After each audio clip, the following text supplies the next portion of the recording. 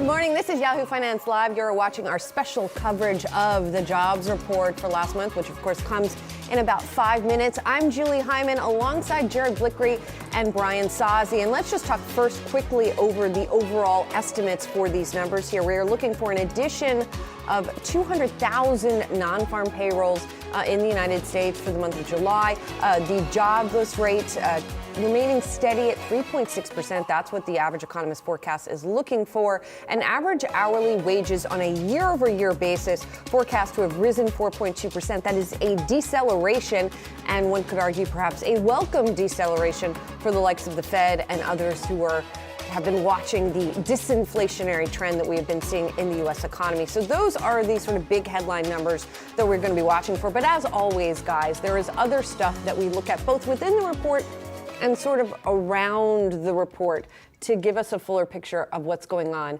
in the economy. Jared, I'll start with you. Sure. What are you watching chart-wise? I am watching construction jobs, which are actually at a record high, and this is on the Wi-Fi Interactive. If we can just cut to that, I'm going to show these jobs going back to 1952. We're at 8 million, and they're still increasing at the rate of, I think, 2.5–3%, and that's the year-over-year figure. Construction jobs, why am I looking at them? Because they are the canary in the coal mine.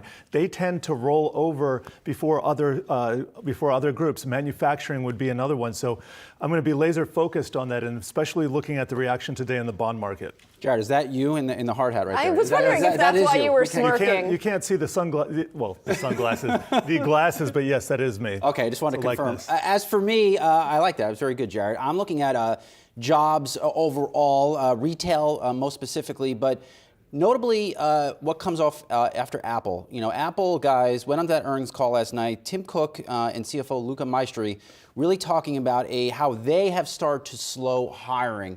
And the chart we have here is showing the, and thank you, Jared, for pulling this chart, really finding this one. Now, this shows Apple's hiring last year when job growth was very strong. But to hear Apple come up on its earnings call and weave in this line that they have started to pull back on hiring, really, it sounds like across the organization. I have to wonder, is this the jobs report that finally misses consensus? I think we've been programmed the past few months to think stronger reports, ADP coming out, rip-roaring jobs numbers. Negative. Yeah, well, I don't think negative, but still, if Apple's pulling back on hiring, what other companies are doing things like that too? Yep. I don't know if I'm convinced. You're not buying it. I'm not looking for a horrible report, but when it's Apple, I mean, you have to listen to this stuff. They also called Tim Cook said the economy is uneven.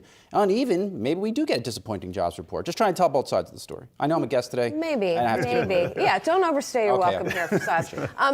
Although I'm also looking at signs of a weakening job market. Right. It doesn't mean that necessarily today's report will be disappointing, but just again, signs of cooling. And the JOLTS report gave us a little bit of clue into that earlier in the week, right? So if you look at one measure within the JOLTS report, 1.6 available workers for each open role. So this is the ratio of workers to open roles going back more than a decade here. So we have definitely seen like a little bit of stabilization. It's hard to see it on that chart, but things are getting a little bit less bad on that front. In other words, the gap between open jobs and number of unemployed people is closing a little bit. Again, another sign potentially of things cooling. Yeah, and one of the things I was really concentrating on, or I'll be actually watching for in a few minutes here, is what kind of market reaction there is. Because 2 months ago, when we got the May jobs report on June 2nd, that was the day that the rally really began to expand. That's when we saw the value in cyclical trade. We saw industrials move up strongly that day, and that was a watershed moment for me, just in terms of watching the price action. Because before that, we had seen it was a mega cap rally, and that was really what we were concentrating on year to date. So what does the market do? Is good news, or is good news bad news? And in particular, we got to watch the bond market today. There has been a monster climb in yields this week after the downgrade from Fitch and other factors, including more Treasury supply coming to market that we're going to talk about later. So that's going to be key. And whatever comes out of this report, I think you can come away thinking the economy is still doing fine. I was at a concert earlier this week, and there were people leaving double fisting high noons. I mean, these things were $17 a pop, people. That is not happening if we are in a recession or the economy is slowing down. The place was packed,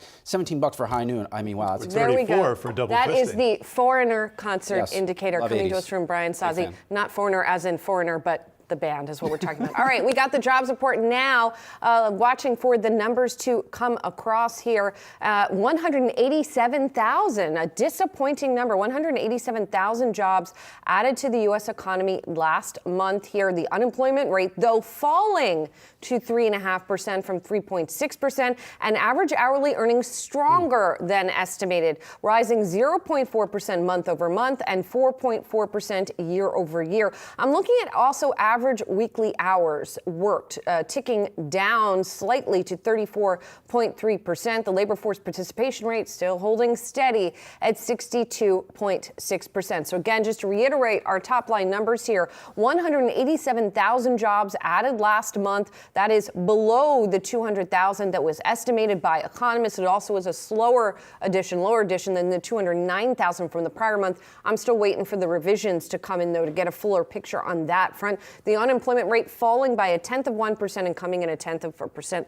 lower than estimates at 3.5%, and average hourly earnings rising at a faster pace than estimated, holding steady with the prior month on that front, rising year over year by 4.4%. So really interesting stuff in here, you guys, and unexpected, I guess, Saz. Maybe the Apple indicator was a little bit more trusty. I know what than I'm the talking Jones about here, indicator. right? I don't even, come on, Julie. Don't get crazy. All right. Well, I want to pull a couple call-outs here because this report might start to spur talk of the economy slowing down a little bit faster than people thought because of really the Fed's series of rate hikes. And a couple things that caught my attention: manufacturing jobs, a little changed; retail jobs, a little changed; transportation jobs, a little changed. Really, those are the forward-looking indicators, in my view, for the economy. And then if you scroll down to the bottom of this release, guys, you saw some pretty sizable downward revisions to prior month jobs data. May revised down 25,000, June revised down 24,000, almost 50,000 fewer jobs that the economy created, according to this report. So is the economy slowing? Sure. Is it falling apart? Definitely not.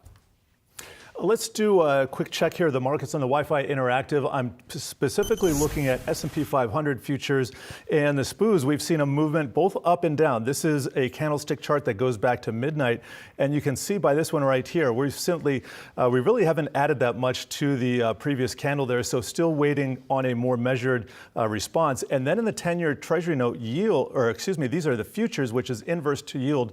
We see it moving up just slightly. In fact, here is the high, in case you can't see it, and it went all the way down. So that was an initial movement of yields spurting up. And yes, as you said just minutes ago, Julie, the Treasury market is really going to be key here. We have all this new issuance.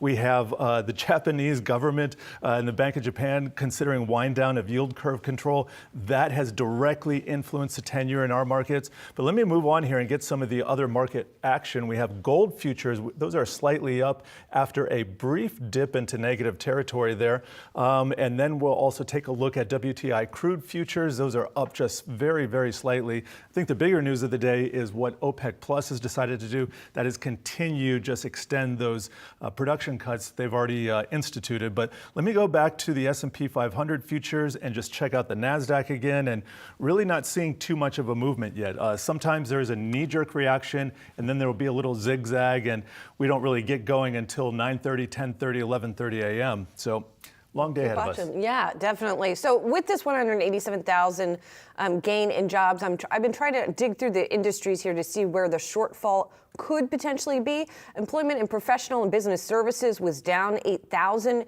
in the month, and temporary help services, temp jobs, continuing to trend down by 22,000. Temp jobs are seen as a potential leading indicator for the rest of the job market. That's something to continue to watch. And then there was little change in a number of other industries like mining, which has been sort of moribund for a long time, oil and gas extraction, manufacturing, retail trade as well, and transportation and warehousing. So some interesting trends here that we are looking at in these numbers. But let's get some perspective now on these. We're now joined by Stephanie Roth, JP Morgan Private Bank Senior Markets Economist, and Aditya Bave, who is Bank of America Senior Economist. Thank you so much both for being here.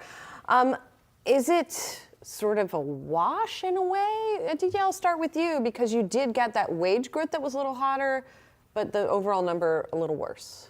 I think this is a solid jobs report. The 13,000 miss was relatively mild. The 50,000 downward revision probably a little bit more significant.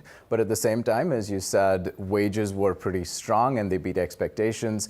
And the household survey also was solid. I think it was up 268,000, unemployment rate down. So we've been making the point for a while that the household survey has some catching up to do with the establishment survey. The fact that that's happening in the right direction rather than the establishment survey moving significantly downward towards the household survey again points to a solid job market. So big picture, we're still printing multiples of what break even is, which is about 75 to 100,000, which means we continue to tighten the labor market rather than ease it up. Stephanie? Yeah, totally agree there. The jobs market was pretty solid in the month. The establishment survey was a little bit softer than the household survey. But overall, the picture is pretty good. And by the way, we kind of want to see a softening in the labor market. That's what the Fed is trying to achieve. So the fact that we saw a little bit of a miss there is not necessarily a bad thing. And on average hourly earnings, it's not really the best measure of wage inflation. We got ECI out just a little while ago, and that showed a labor market continuing to soften from a wage perspective. So that's really the gold standard when it comes to wages. Average hourly earnings are a lot more noisy. So I would say it's solid labor market, but signs of cooling to some extent. Well, then let me just ask you to follow up on that. What do you think the Fed is thinking right now? Jerome Powell, looking at these numbers.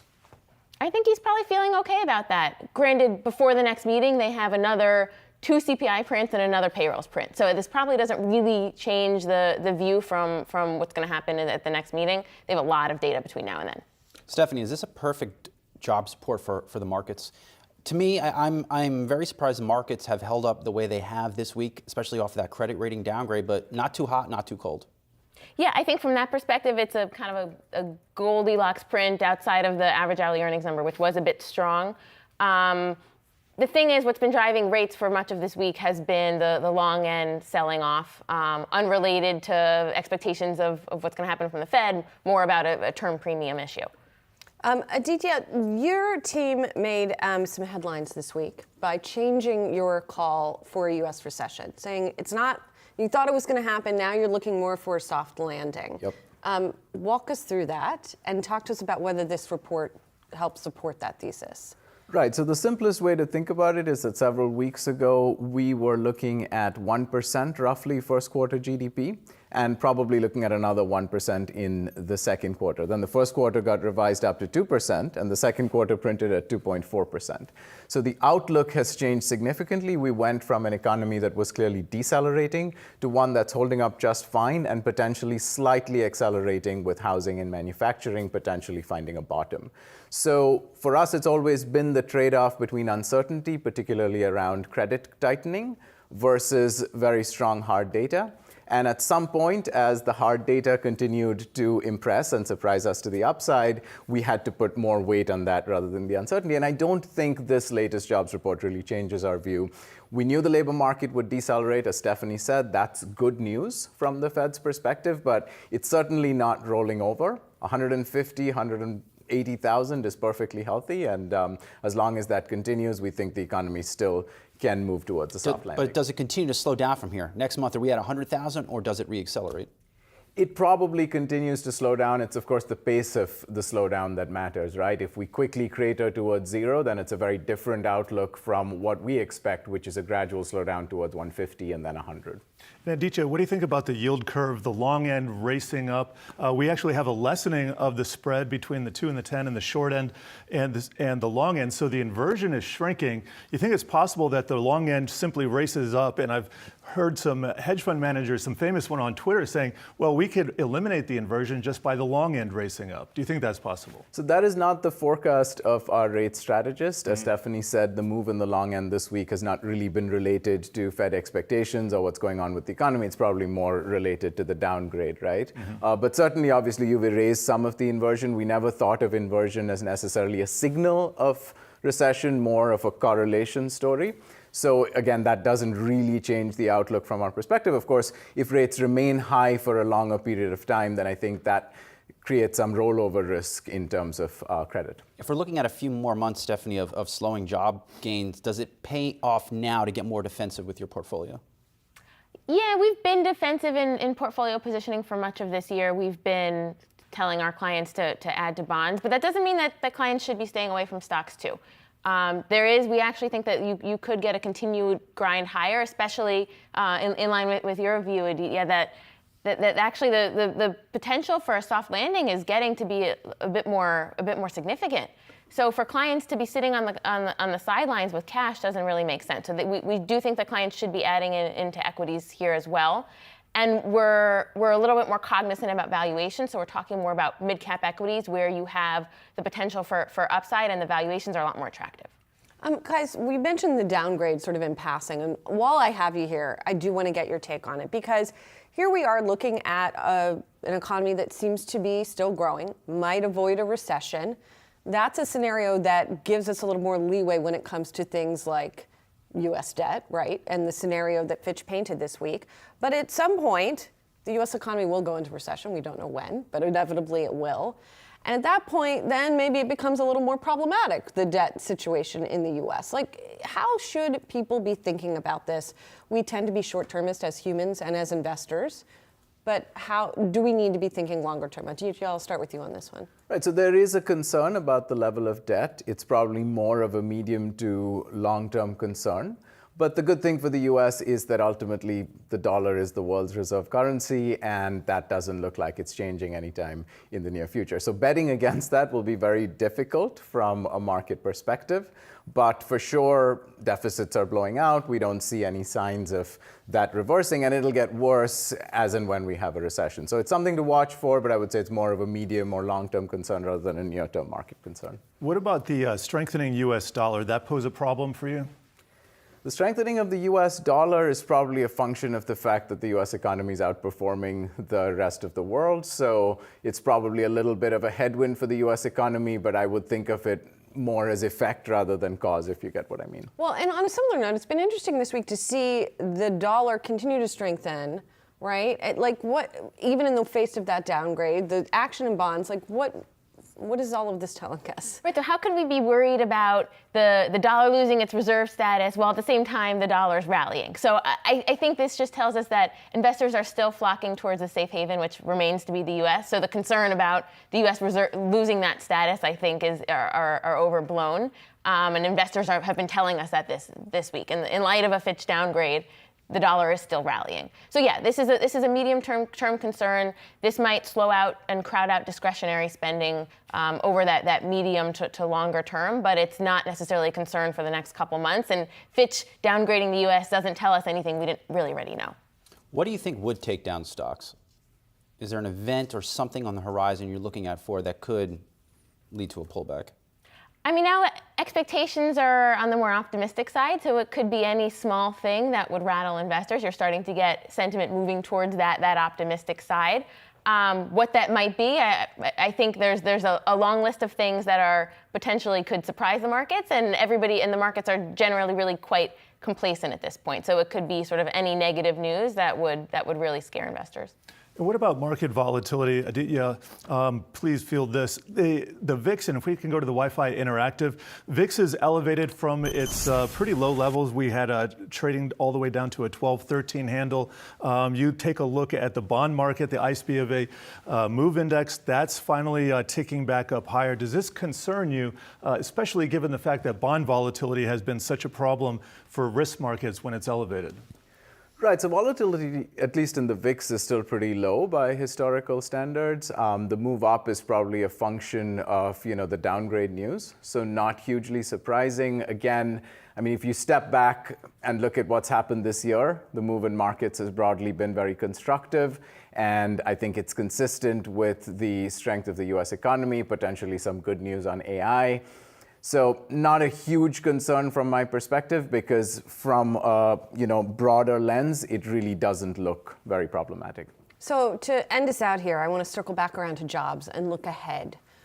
With the current framework that you have and with your revised forecast, where is unemployment going to peak out during this cycle, do you think? You first, and then Steph. We have it in the low fours, around 4.3, 4.4. So pretty much around where it is. Very benign, very benign. Yeah, we have about 4.25, so very similar. So we do think that the unemployment rate should rise. That's what the Fed is looking for. They want to see some softening. But it's very possible we'll get that rebalancing with just a modest rise in the unemployment rate. All right, so not too much higher than where we are right now. Thank you, guys. Really appreciate it. Stephanie Roth, J.P. Morgan Private Bank Senior Markets Economist, and Aditya Bave, Bank of America Senior U.S. Economist. Thanks to you both. Appreciate it. We got much more coming up. Stay tuned. You're watching Yahoo Finance.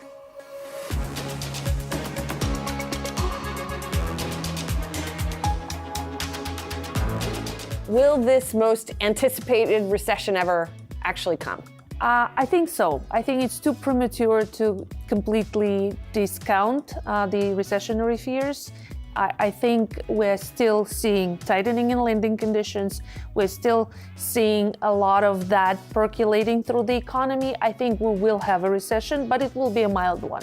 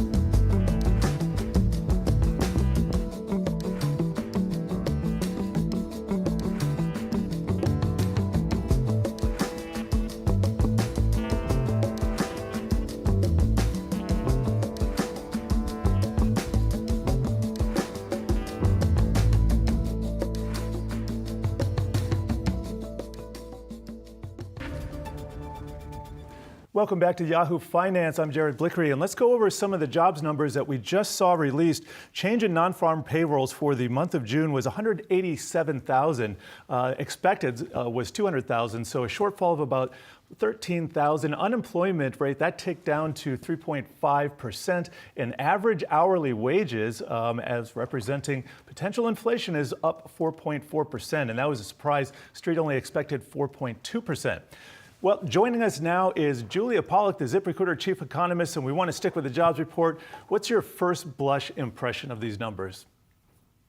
The Goldilocks report shows a graceful descent in the labor market to a sustainable cruising altitude. Around 150 to 200,000 jobs added each month is sort of a perfect number that will continue to keep unemployment low and keep job seekers and even recently laid off workers finding new opportunities. Julia, it's funny, in your note, looking ahead to the report, you called it pleasantly uneventful, likely to be pleasantly uneventful, which I enjoyed that phraseology. And it looks like mission accomplished. Indeed, it was sort of pleasantly uneventful, or Goldilocks, to put it another way. What kinds of trends are you all seeing in ZipRecruiter? I mean, one of the things that stood out to me in particular was the decline in temporary workers, which tends to be a forward-looking signal. So while we're seeing this graceful decline, is it going to remain graceful? So usually the decline in temporary help workers is a signal of a downturn, but that number has been declining for months now, and it's been declining from an exceptionally unusually high level. What happened during the pandemic was that companies saw demand recover much faster than staffing, and so they had to rely unusually much on temporary help workers. Now they are increasing the ranks of their own staff. They're hiring again. They're actually seeing engagement on job postings rise. They're finding it a little bit easier to get candidates and to get higher quality candidates. And that's allowing them to move away from using contract labor and to focusing on their in-house staff. Julia, we were talking earlier about how Apple said on its earnings call last night that they have now started to slow hiring, and that really left an impression on me. You don't normally hear that from a company of importance like an Apple. Does that signal anything to you on where the jobs market is headed later this year? So Apple is a notoriously frugal and conservative tech giant. They did not expand headcount 50% like other tech companies during the pandemic, and they're very focused on efficiency. I think that earnings report contrasted with Amazon's, which saw huge growth across pretty much all metrics and suggested that the U.S. consumer is alive and well. Part of what's happening in tech is a normalization. That industry so boomed during the pandemic when everyone was stuck at home on their computers and their Nintendos and their phones. And now, people brought forward purchases of new devices, and they don't need quite as many now. And we also saw a lot of strength in the labor market that just gave people the option to jump ship if they want. So I want to talk to you about the JOLTS report, which came out the other day. And as you're writing, and I like this, the U.S. labor market continued its graceful return to more normal turnover patterns, yet the numbers they remain elevated here in terms of benefits toward job seekers. So why don't you just give us a breakdown of what you're seeing, please? The labor market is still tilted towards job seekers. The quits rate is now 2.4%, down from a high of 3%, but still above the pre-pandemic rate of 2.3%. And of course, not the whole economy is slowing down at once. There are parts of the labor market where workers have retained their leverage and where turnover is still incredibly high, like healthcare and manufacturing. All of those in-person jobs and low-wage jobs that have been particularly affected by staffing shortages continue to see very strong wage growth pressure, and employers are still struggling to find candidates there, particularly candidates with sort of 5 to 10 years or 10 to 15 years of experience and with specific credentials. So Julia, are we still seeing a lot of, it sounds like yes, are we still seeing a lot of so-called job hoarding, if you will, where employers are reluctant to cut jobs because they think it will be hard to rehire, when things pick up again? So I don't think firms are mostly hanging on to idle workers. If you go around the country, I think most people feel very clearly that the nation is understaffed. Go to an airport and there will be multiple, TSA lines, but only 2 in operation. There'll be multiple check-in counters, but only 1 or 2 with humans behind them. And that's a testament to the fact that business activity has recovered to its pre-pandemic, not just pre-pandemic level, but pre-pandemic trend in many cases, in some places even better. And staffing actually still has some catching up to do in many, many industries. That said, yes, employers realized during the pandemic how hard it can be to replace workers, and they are reluctant to let them go, especially with these tailwinds buoying the economy, like real wage growth now turning positive, like consumer confidence and CEO confidence rebounding, and the stock market rally that's also boosting companies' strategic opportunities and having a wealth effect in the economy. When will the Fed's rate hikes start to be reflected in the jobs report? Because here's another report, 187,000, didn't beat estimates, but still very solid, and I would argue maybe doesn't reflect the steady approach to raising interest rates by the Fed. So what you see in these reports is sort of a tale of 2 economies. One part of the economy is already feeling restrictive monetary policy and has been for months. And that is areas like tech and mining and manufacturing. Job growth in those three industries has been weak or negative in reports for several months now, and will be likely until interest rates actually start falling. Julia, thank you so much for your perspective this morning as we look at the aftermath of the jobs report. Julia Pollack, ZipRecruiter Chief Economist. Thanks so much. Thank you. Well, just recapping the numbers once again here, 187,000, the addition of jobs in July, and we did get a 2-month downward revision to the jobs reports, the prior jobs reports of 50,000, something to note as well. Unemployment rate ticking down to 3.5%, and we just heard two guests earlier saying they thought that unemployment rate would peak out in the low 4% range. And then speaking of 4% range, that's how much average hourly wages rose year over year, 4.4%. We've got much more analysis coming up. Oh, and guess what? Apple and Amazon also. Stay tuned. On July 20th, 32 nations arrive in the land down under to compete on soccer's biggest stage. Here at Yahoo Finance, we're taking you beyond the beautiful game. From sponsorships to broadcast deals and merchandising, finally, the world is paying attention. The Women's World Cup prize sits at $110 million. And that's up from $30 million since 2019 as their fight for equality continues. What will this year's World Cup do for that battle? And what's the economic impact? Will it truly be one of the most watched sporting events in history? We'll discuss all this and much more on Yahoo Finance.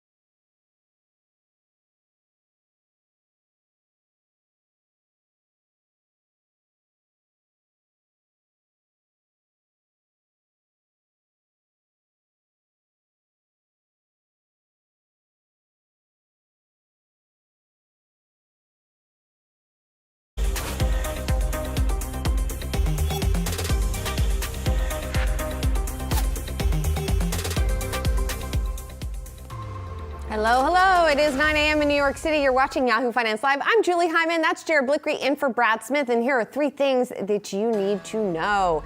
July's non-farm payrolls report coming in softer than expected at 187,000 jobs added in July. That is less than the 200,000 estimated by economists. Overall, it points to slower growth in the economy.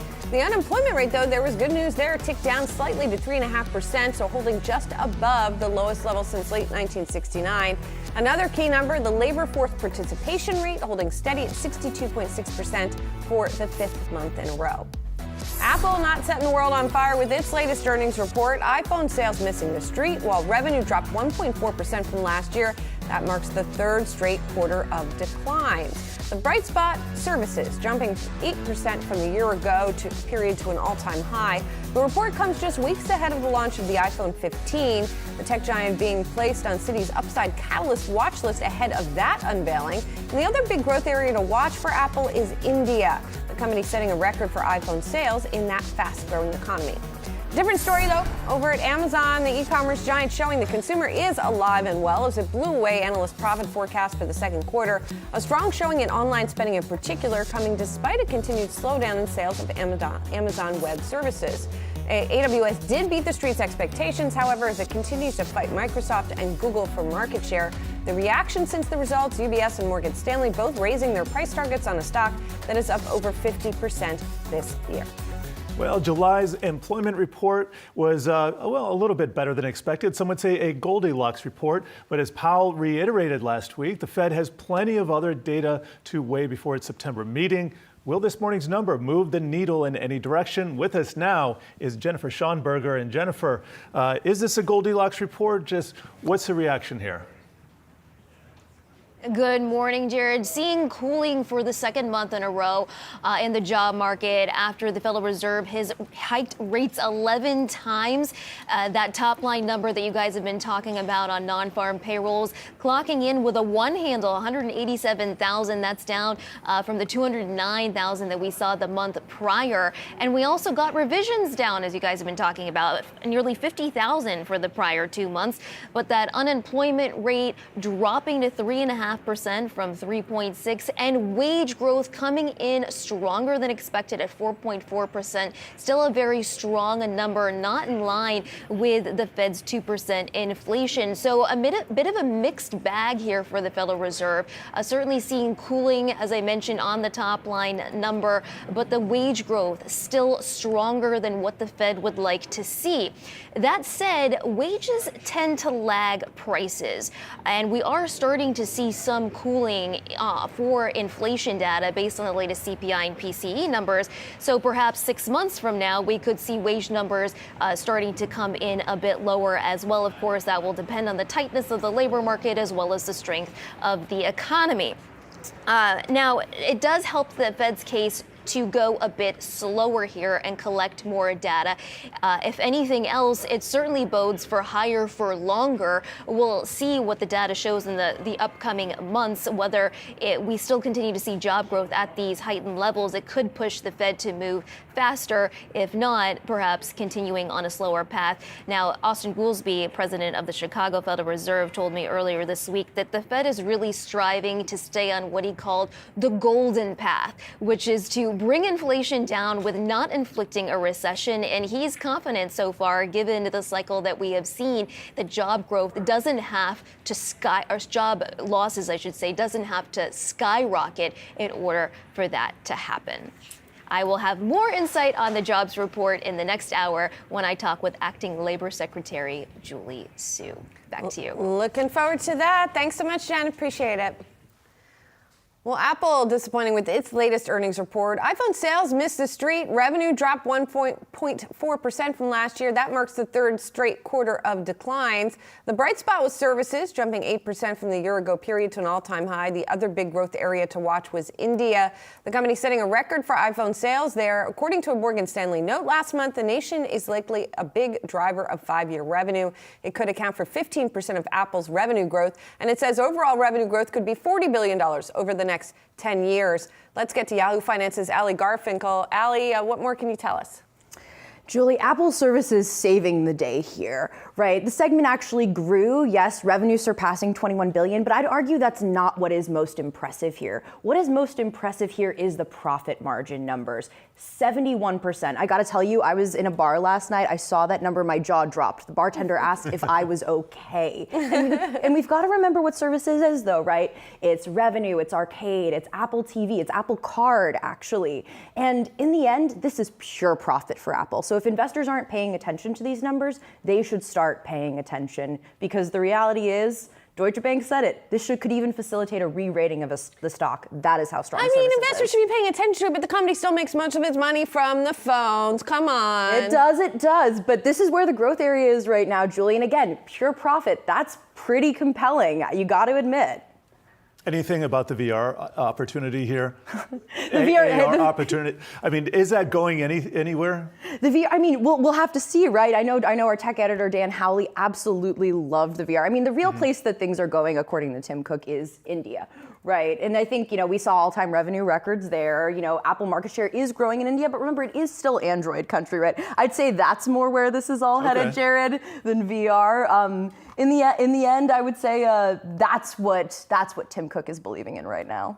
All right, we want to get more on this Apple story, and joining us right now, Martin Yang is the Oppenheimer Senior Analyst of Emerging Technology and Services. Martin, just give us, please, your first impression to these numbers and the report. Yeah, so at first sight, the results look mixed because we're seeing consecutive quarters of year-over-year decline. But when you put this in context, when you put Apple's revenue performance roughly flat for iPhone comparing to Android, anywhere between double-digit to high single-digit decline year-over-year, Apple is still very, very strong. And also the service story is going to be the long-term growth driver for Apple, not only contributing to higher than corporate average revenue growth rate, but also margin expansion opportunities for the very sustainable long term. Hi, Martin. It's Julie here. Certainly, there are a lot of positives to see with Apple, whether it's services, whether it's the potential in India. I guess my question is whether all of that is already priced into a stock that's trading near a record high. Yeah, I would argue that maybe in the near term, current multiple is closer to a peak before we see meaningful reacceleration in iPhone growth. So if we want to play the stock very tactically, maybe you don't want to buy into the stock with a very short-term holding period. I just asked one of our reporters here about the Apple Vision Pro and the market for it.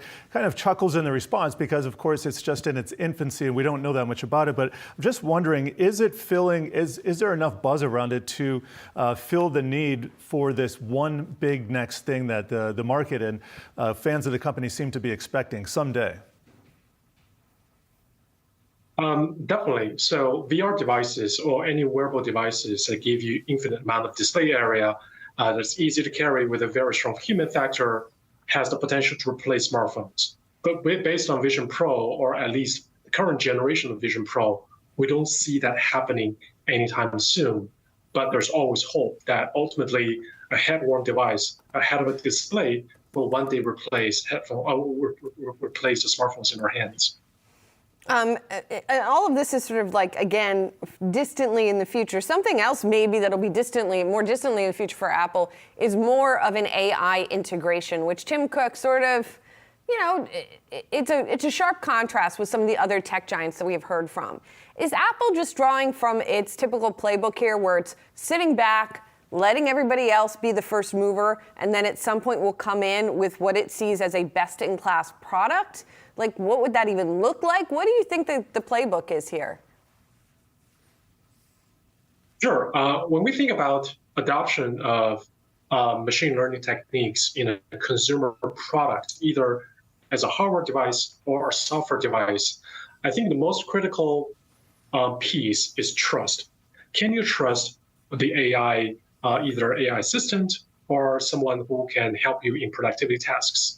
I think Apple is best positioned because its hardware devices is well loved. It's known for its strong stance on user privacy. So when it comes to trust, when it comes to consumer relationships, Apple is absolutely best positioned to put AI consumer AI product into, hundreds of millions, if not billions of users.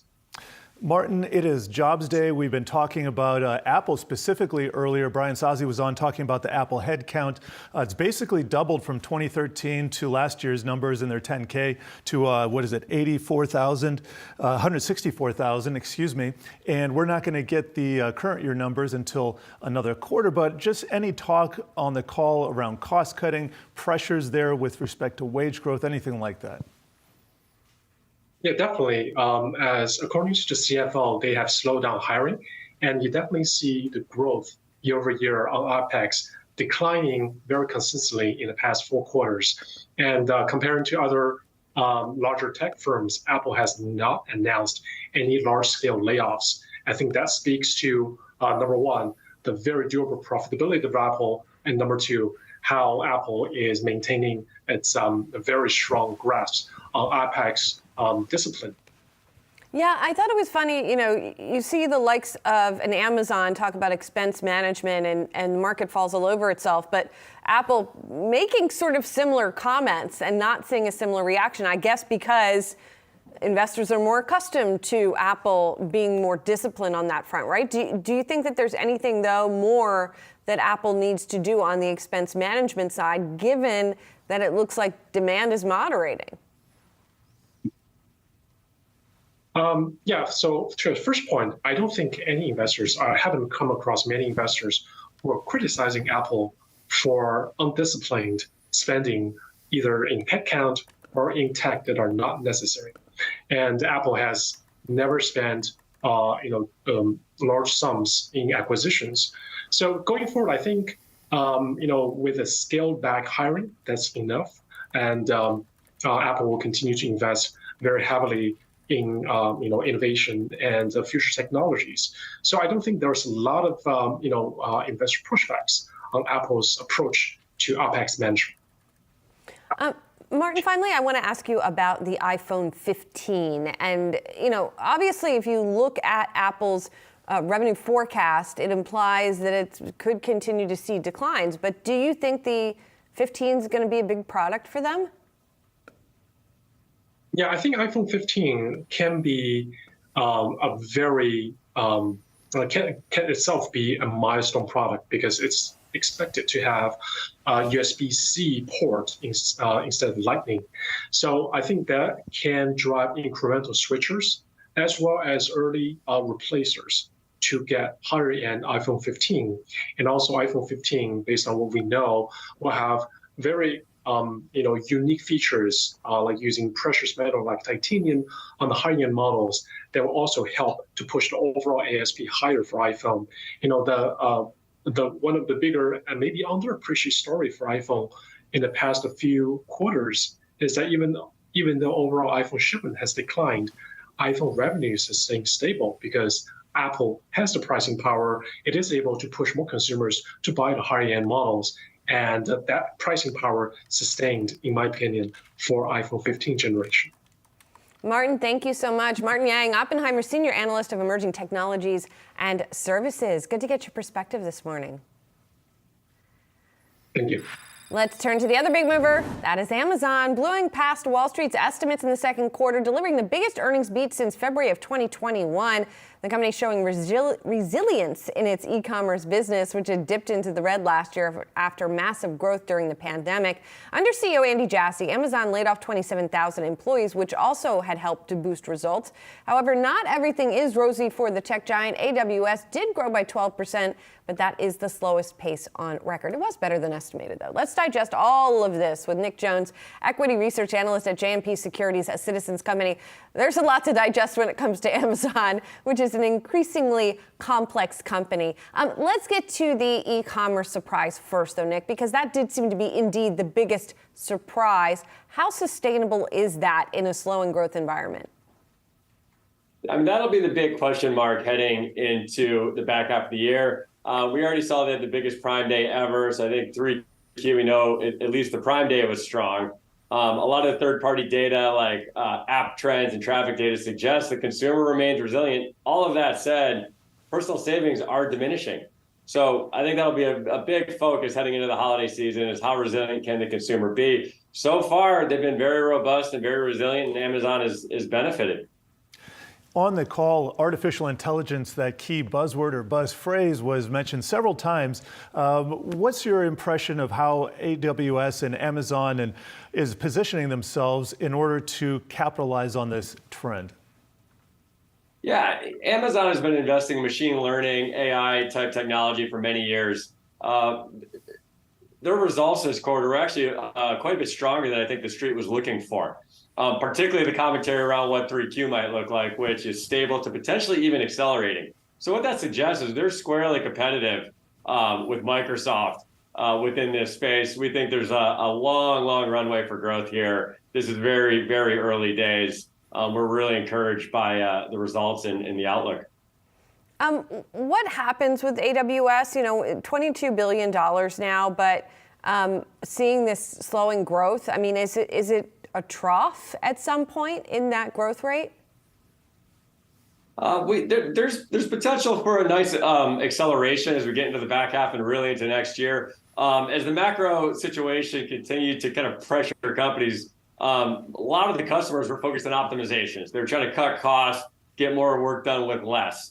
The commentary from the call was they're kind of working through that now and actually deploying more workloads into the cloud. That would suggest building momentum with all this new technology and the focus on generative AI, making it consumer facing, helping internal operations at companies. It would not be surprising to see a nice acceleration as we exit this year and into next year. So this could be a trough, and we could be looking at a nice acceleration going forward. And Nick, I'd be remiss if I didn't ask you about headcount on Jobs Day here, especially within the broader context of cost cutting, which you've touched on a little bit before. But is Amazon doing what it takes? I mean, just reading some of the analyst reactions to it, it would seem yes. But can Amazon do more in terms of cost cutting? I think is the question I want to ask. There's probably always more to do in cost cutting, but Amazon is still very much a growth company. I think what they delivered on operating income this quarter, and then the guide they gave for next quarter, really got the street excited. We see it in the stock price. There's always more to do in terms of driving margins higher. That said, they have a long runway in e-commerce. They have a long runway in advertising, which accelerated this quarter from last quarter in year-over-year growth. They have a long runway in cloud. So, I think that's a fine balance that they'll continue to toe the line on, invest where there's returns, and drive margin expansion when it makes sense.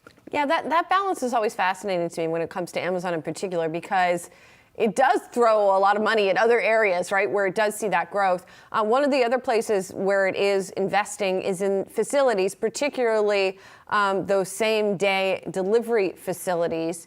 Do you think that is the right place for them to be investing?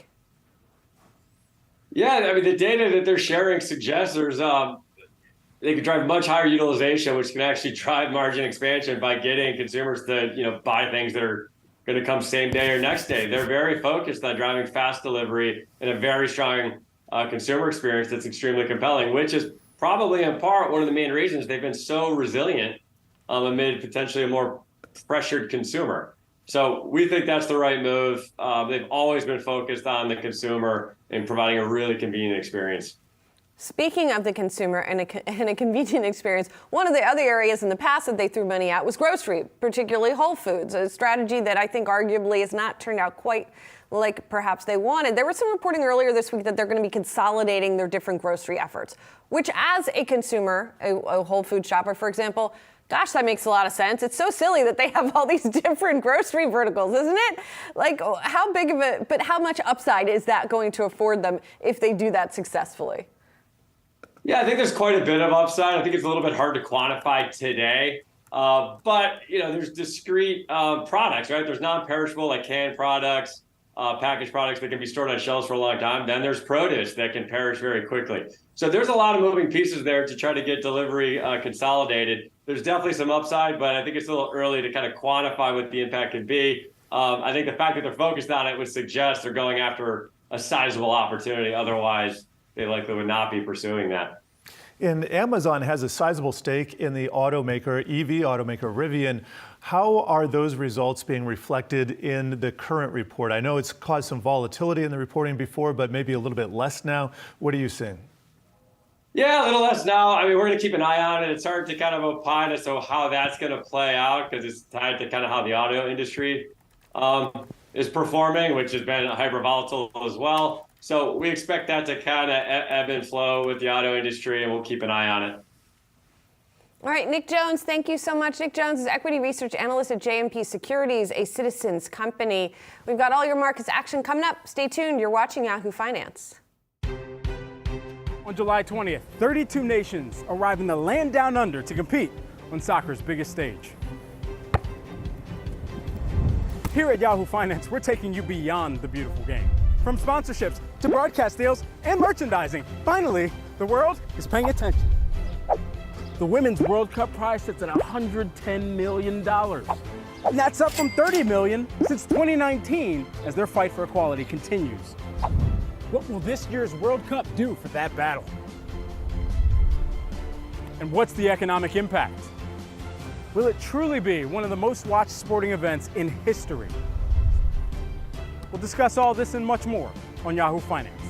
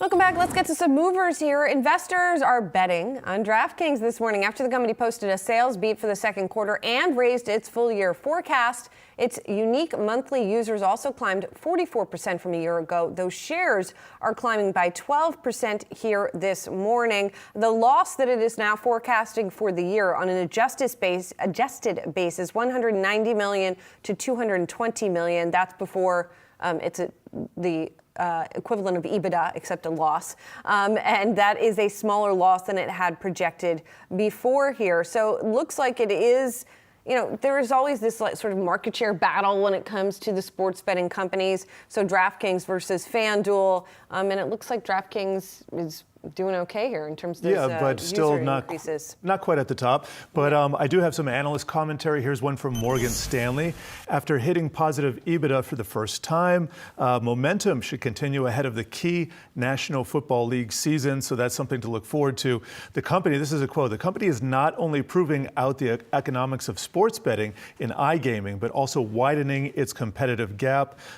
Here's something by Goodbody, the analyst firm, highlights excellent revenue growth and increased focus on profitability being well received. However, continues to lag FanDuel and BetMGM on profit guidance. And let me just do a little thing with the chart here.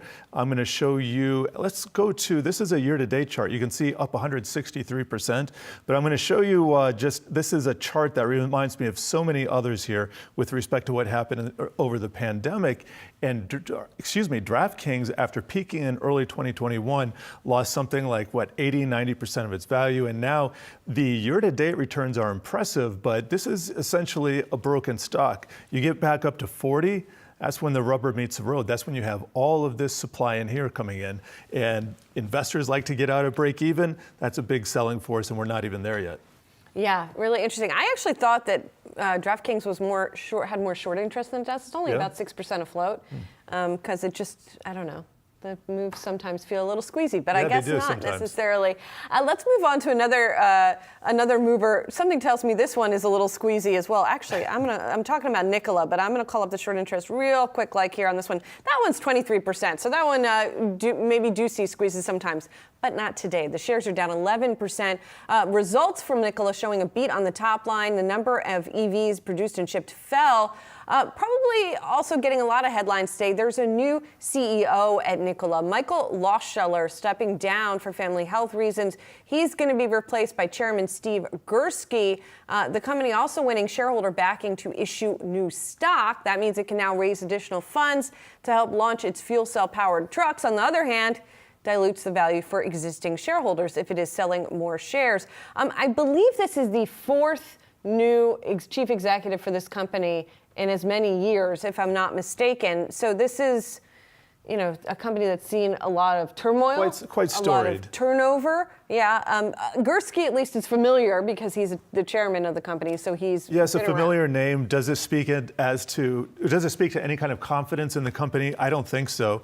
You look at some of the numbers, just revenue alone, $15.4 million, excuse me. Estimate was for $14.9 million. This is a micro cap company, basically by these revenue numbers, still really not getting into the full swing of their business. So I don't know what to really make of the report itself, but I can tell you what the stock action is doing. Mm-hmm. All right, 2 months, it's up almost 500%. That's impressive, but you take a look at the year to date, well, it's up 57%, but it had a huge drawdown here. And then let's take a look at the max chart. This is another one. This peaked in 2020 in the middle of the year, and it was down 99% from there. So I was commenting on the DraftKings. Here's the DraftKings, and you can see we are up a lot more than Nikola that we see right here.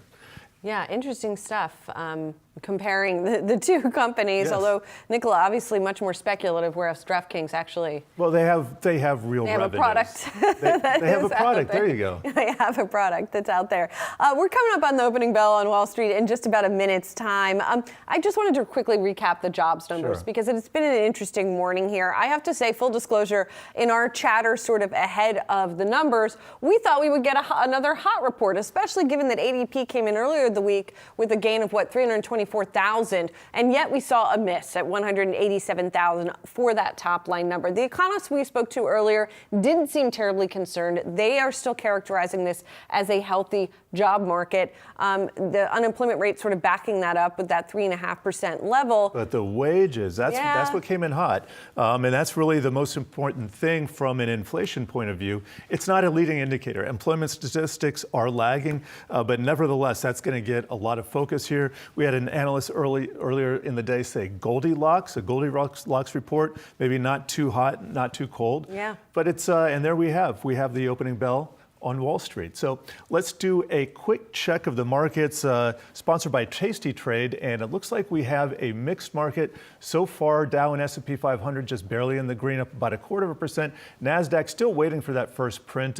That down arrow is from yesterday. So Julie, I know you have these charts on the Wi-Fi Interactive here. I do. I just want to dig into the opening bell action as we get underway here this morning. And let's start with looking at the Dow over the course of the week, because it's been an interesting week here, culminating with this jobs report that we got here today, because right around midweek, right, is when we got that Fitch downgrade of U.S. debt. And you can sort of argue over whether it was justified and the curious timing of it, et cetera. But it did serve as a sort of reset in the market, not just in stocks, but in bonds. Also on the same day that the Treasury announced a big new sale of debt. So more supply coming to market, all of that serving to put pressure on bond prices this week, making yields go higher, and then sort of a knock-on effect that was somewhat negative for stocks. So that's what we have seen on the week.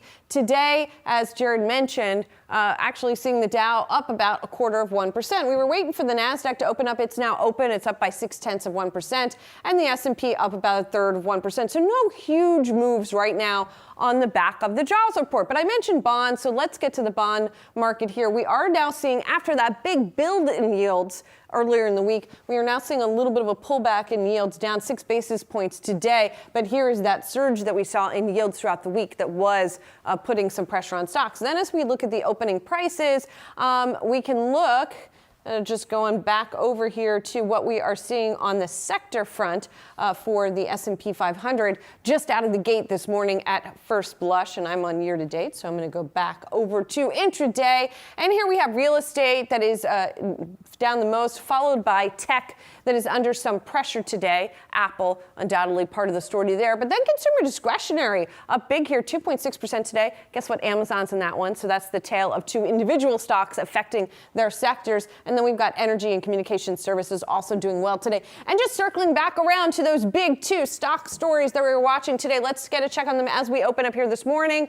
Apple shares are down 3% here today. Keep in mind, of course, we've seen this big climb in the shares year to date, and that this is near a record high for those Apple shares. But on the flip side, when we look at Amazon here today and the big 9% gain that we've had, yes, those shares are up even more year to date. They're up by about 67%. But if you take it back a year, the shares are still down. And if you take it back, let's take a look at a 3-year chart. Amazon shares are still well below their record high. So just something to consider here as you look at the surge on the year and then again on the day for Amazon versus Apple. One of them's trading near a record high. The other one is still well below, Jared. Yes, and we're also back to some of our tickers here. Booking Holding shares, they're climbing higher this morning. At least they were in the pre-market, and there we have up 8% in the regular market. And that's after its earnings beat expectations, expressing a strong demand for travel despite inflation headwinds. Its total gross bookings, they jumped 15% from last year, and revenue rose 27%. This is another company that was that benefited from a pandemic boom at one period in time. And I'm just going to go to the Wi-Fi Interactive, see if I can pull up this on our trending tickers list. Doesn't look like. Well, while you're doing that, yes, why don't I talk a little bit more about what we're seeing, and then we'll circle back to that chart there. So one interesting thing about Booking Holdings, which operates 6 different sites under its umbrella, is that it gets about 90% of its sales from international markets, and we obviously have seen strong demand here from the U.S. to international destinations, but amongst international destinations as well. And the CEO of the company, Glenn Fogel, saying in his statement that they're seeing robust leisure travel demand. Those strong trends continued into July, and they are preparing for a record summer travel season in the third quarter, so the current quarter here for the company. So we'll see what exactly those numbers look like. You know, there have been some questions about the sustainability of all of this. Yeah. But that does not seem to be affecting booking for the moment. It's an impressive chart you see there from the lower left to the upper right. And just real quick, I do have a number of analyst calls in response to this who are upping their price targets. Booking, they are raising it to $3,500 from, $3,500 from $3,150. That's Deutsche Bank that did that. And then at Wedbush, they're raising to $3,450 from $3,200. Citi, 34.25 from 3,000. The list goes on. So positive reaction there. And you take a look at the chart. That's another one. This is a larger company, more stable revenues. Didn't suffer the same dramatic drop that we did in years past. So a little bit different there for Booking Holdings. And just getting back to the Wi-Fi Interactive, let me pull up a max chart right there, and you can see. Lower left to the upper right. This goes back about 20 years. Classic. Yes, and you want the direction of that longer term chart to match the shorter one, which is year to date, and that's what's happening here. So let's take it back from stocks back to the bond market here, because the last few days have shown the impact that any sudden moves in the bond market can in turn have on stocks. In the next few days, a fresh supply of debt is going to pose new questions. One of the things that we have talked about throughout the week is that, with this downgrade, perhaps one of the reasons that it is more muted now perhaps than it was in 2011 when S&P downgraded U.S. debt, maybe in part has to do with the huge supply that is out there in the U.S. Treasury market. But it can be sort of a headwind. I guess it can be a dampener, but also can be a headwind at times. Yeah, it's tricky, and there's a lot of nuance here. So I have a couple charts prepared. Let's pull up the Treasury debt, the issuance chart, to just show you there's been a huge spike. If you'll recall, recently we did have a debt ceiling debate, and here's Treasury sales. This is over the pandemic. This is when, well, I can't annotate on this, but this is when we issued all that debt in response to the fiscal needs at the time. You can see we have ramped right back up here, and that's because into the debt ceiling debate, the Treasury could not issue debt. It was up against that ceiling. It's playing a game of catch-up here, and this has happened. Now, the Treasury has issued roughly $852 billion of bills on net and plans to raise another $53 billion next week. So issuance across the board is rising here. And I have a couple of numbers here. $67 billion in 3-month bills. That is $2 billion more than they were offering before. $60 billion up in 6 months from 58. The list goes on here. So Treasury issuance is going up, and then you have the debt downgrade. And let's pull up the yield curve chart so I can show you what's happened with respect to the U.S. The yields on U.S. debt.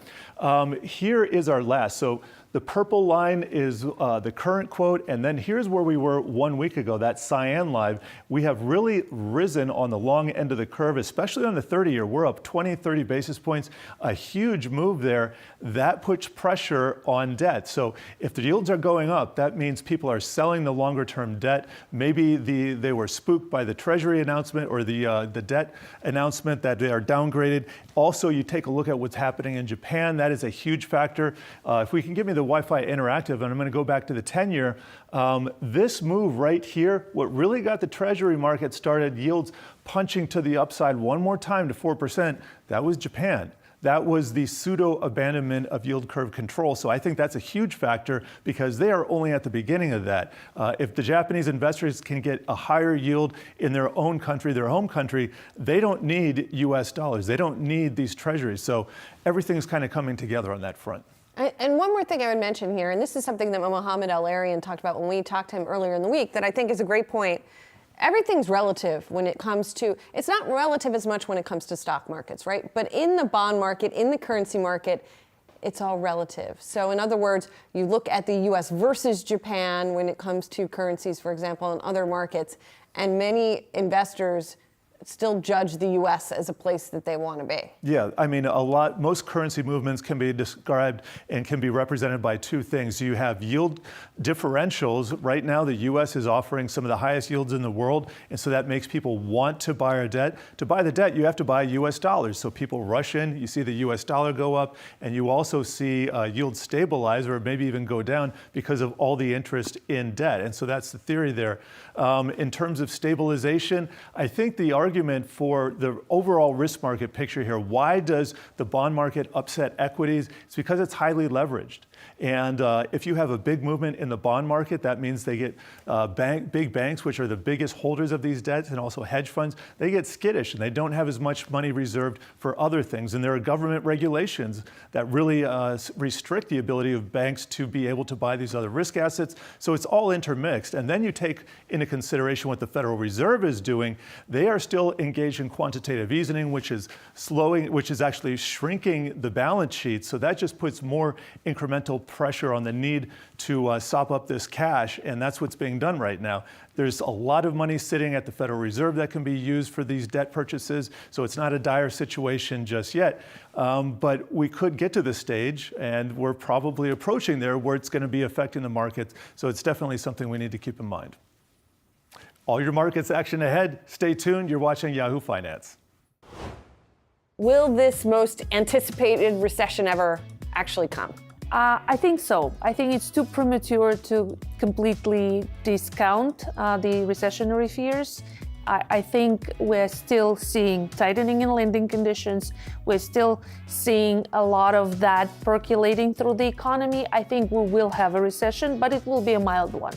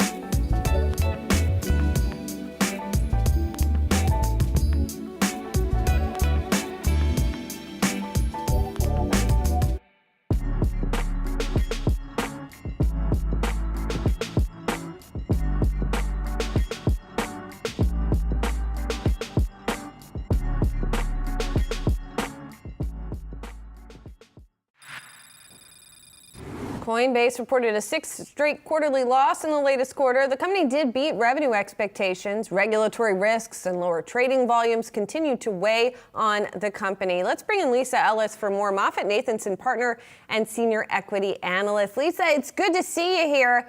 Coinbase, of course, has been under fire as it has been arguing with U.S. regulators.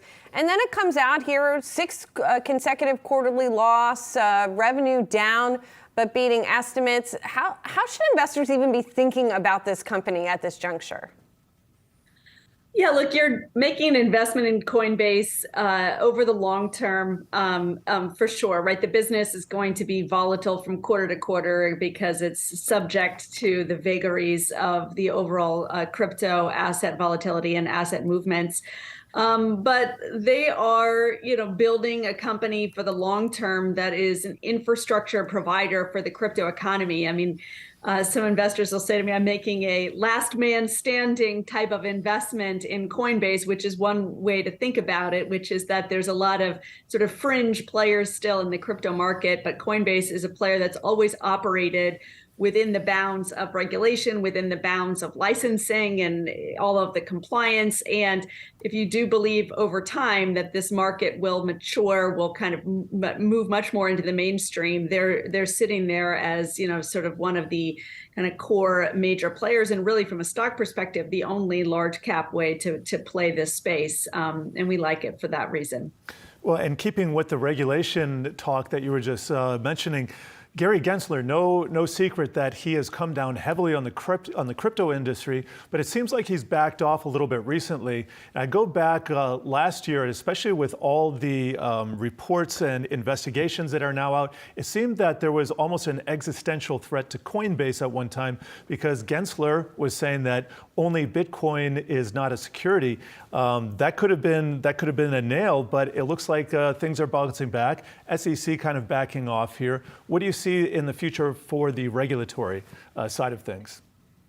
Yeah, and I think, they need clarity. And I know Brian Armstrong at Coinbase says this over and over again. The outcome can be whatever the outcome is, but what we can't do is sit here in limbo, right? And have Gary Gensler saying one thing, having the head of the CFTC saying something else, right? And it sort of leaves the whole industry, including Coinbase, kind of stuck, unable to move forward. But yeah, where there, I think what's happened on the regulatory front in a good way, which is that, they're sort of honing in on the core issues. It's not this sort of like, well, everything's a fraud and everything should be shut down. It's much more narrowed and focused now to where they're really just simply debating different classes of crypto assets and how they should be treated from a regulatory perspective. That becomes a very sort of like objective, there's unemotional thing. You're sort of simply sitting there trying to figure out how you put the right, regulatory guardrails around it. And as you highlighted, the SEC has sort of moved, at least it seems like, to sort of, kind of move in that direction to being at least marginally more constructive, as opposed to just sort of the overarching kind of narrative that all of this stuff should just be shut down, which is good. Yeah. And we're also seeing, from a regulatory perspective, these two critical bills advancing in Congress. Right. They were passed out of subcommittee and will be going to the floor later this year, which is also a really important step for the industry. So just quickly, though, Lisa, as we look at the issue of tokens, let's put that aside for a moment and talk about the issue of staking. If staking does go away, isn't that a pretty big problem for Coinbase? I mean, they saw revenue from staking rise, and they get a decent chunk of revenue from it.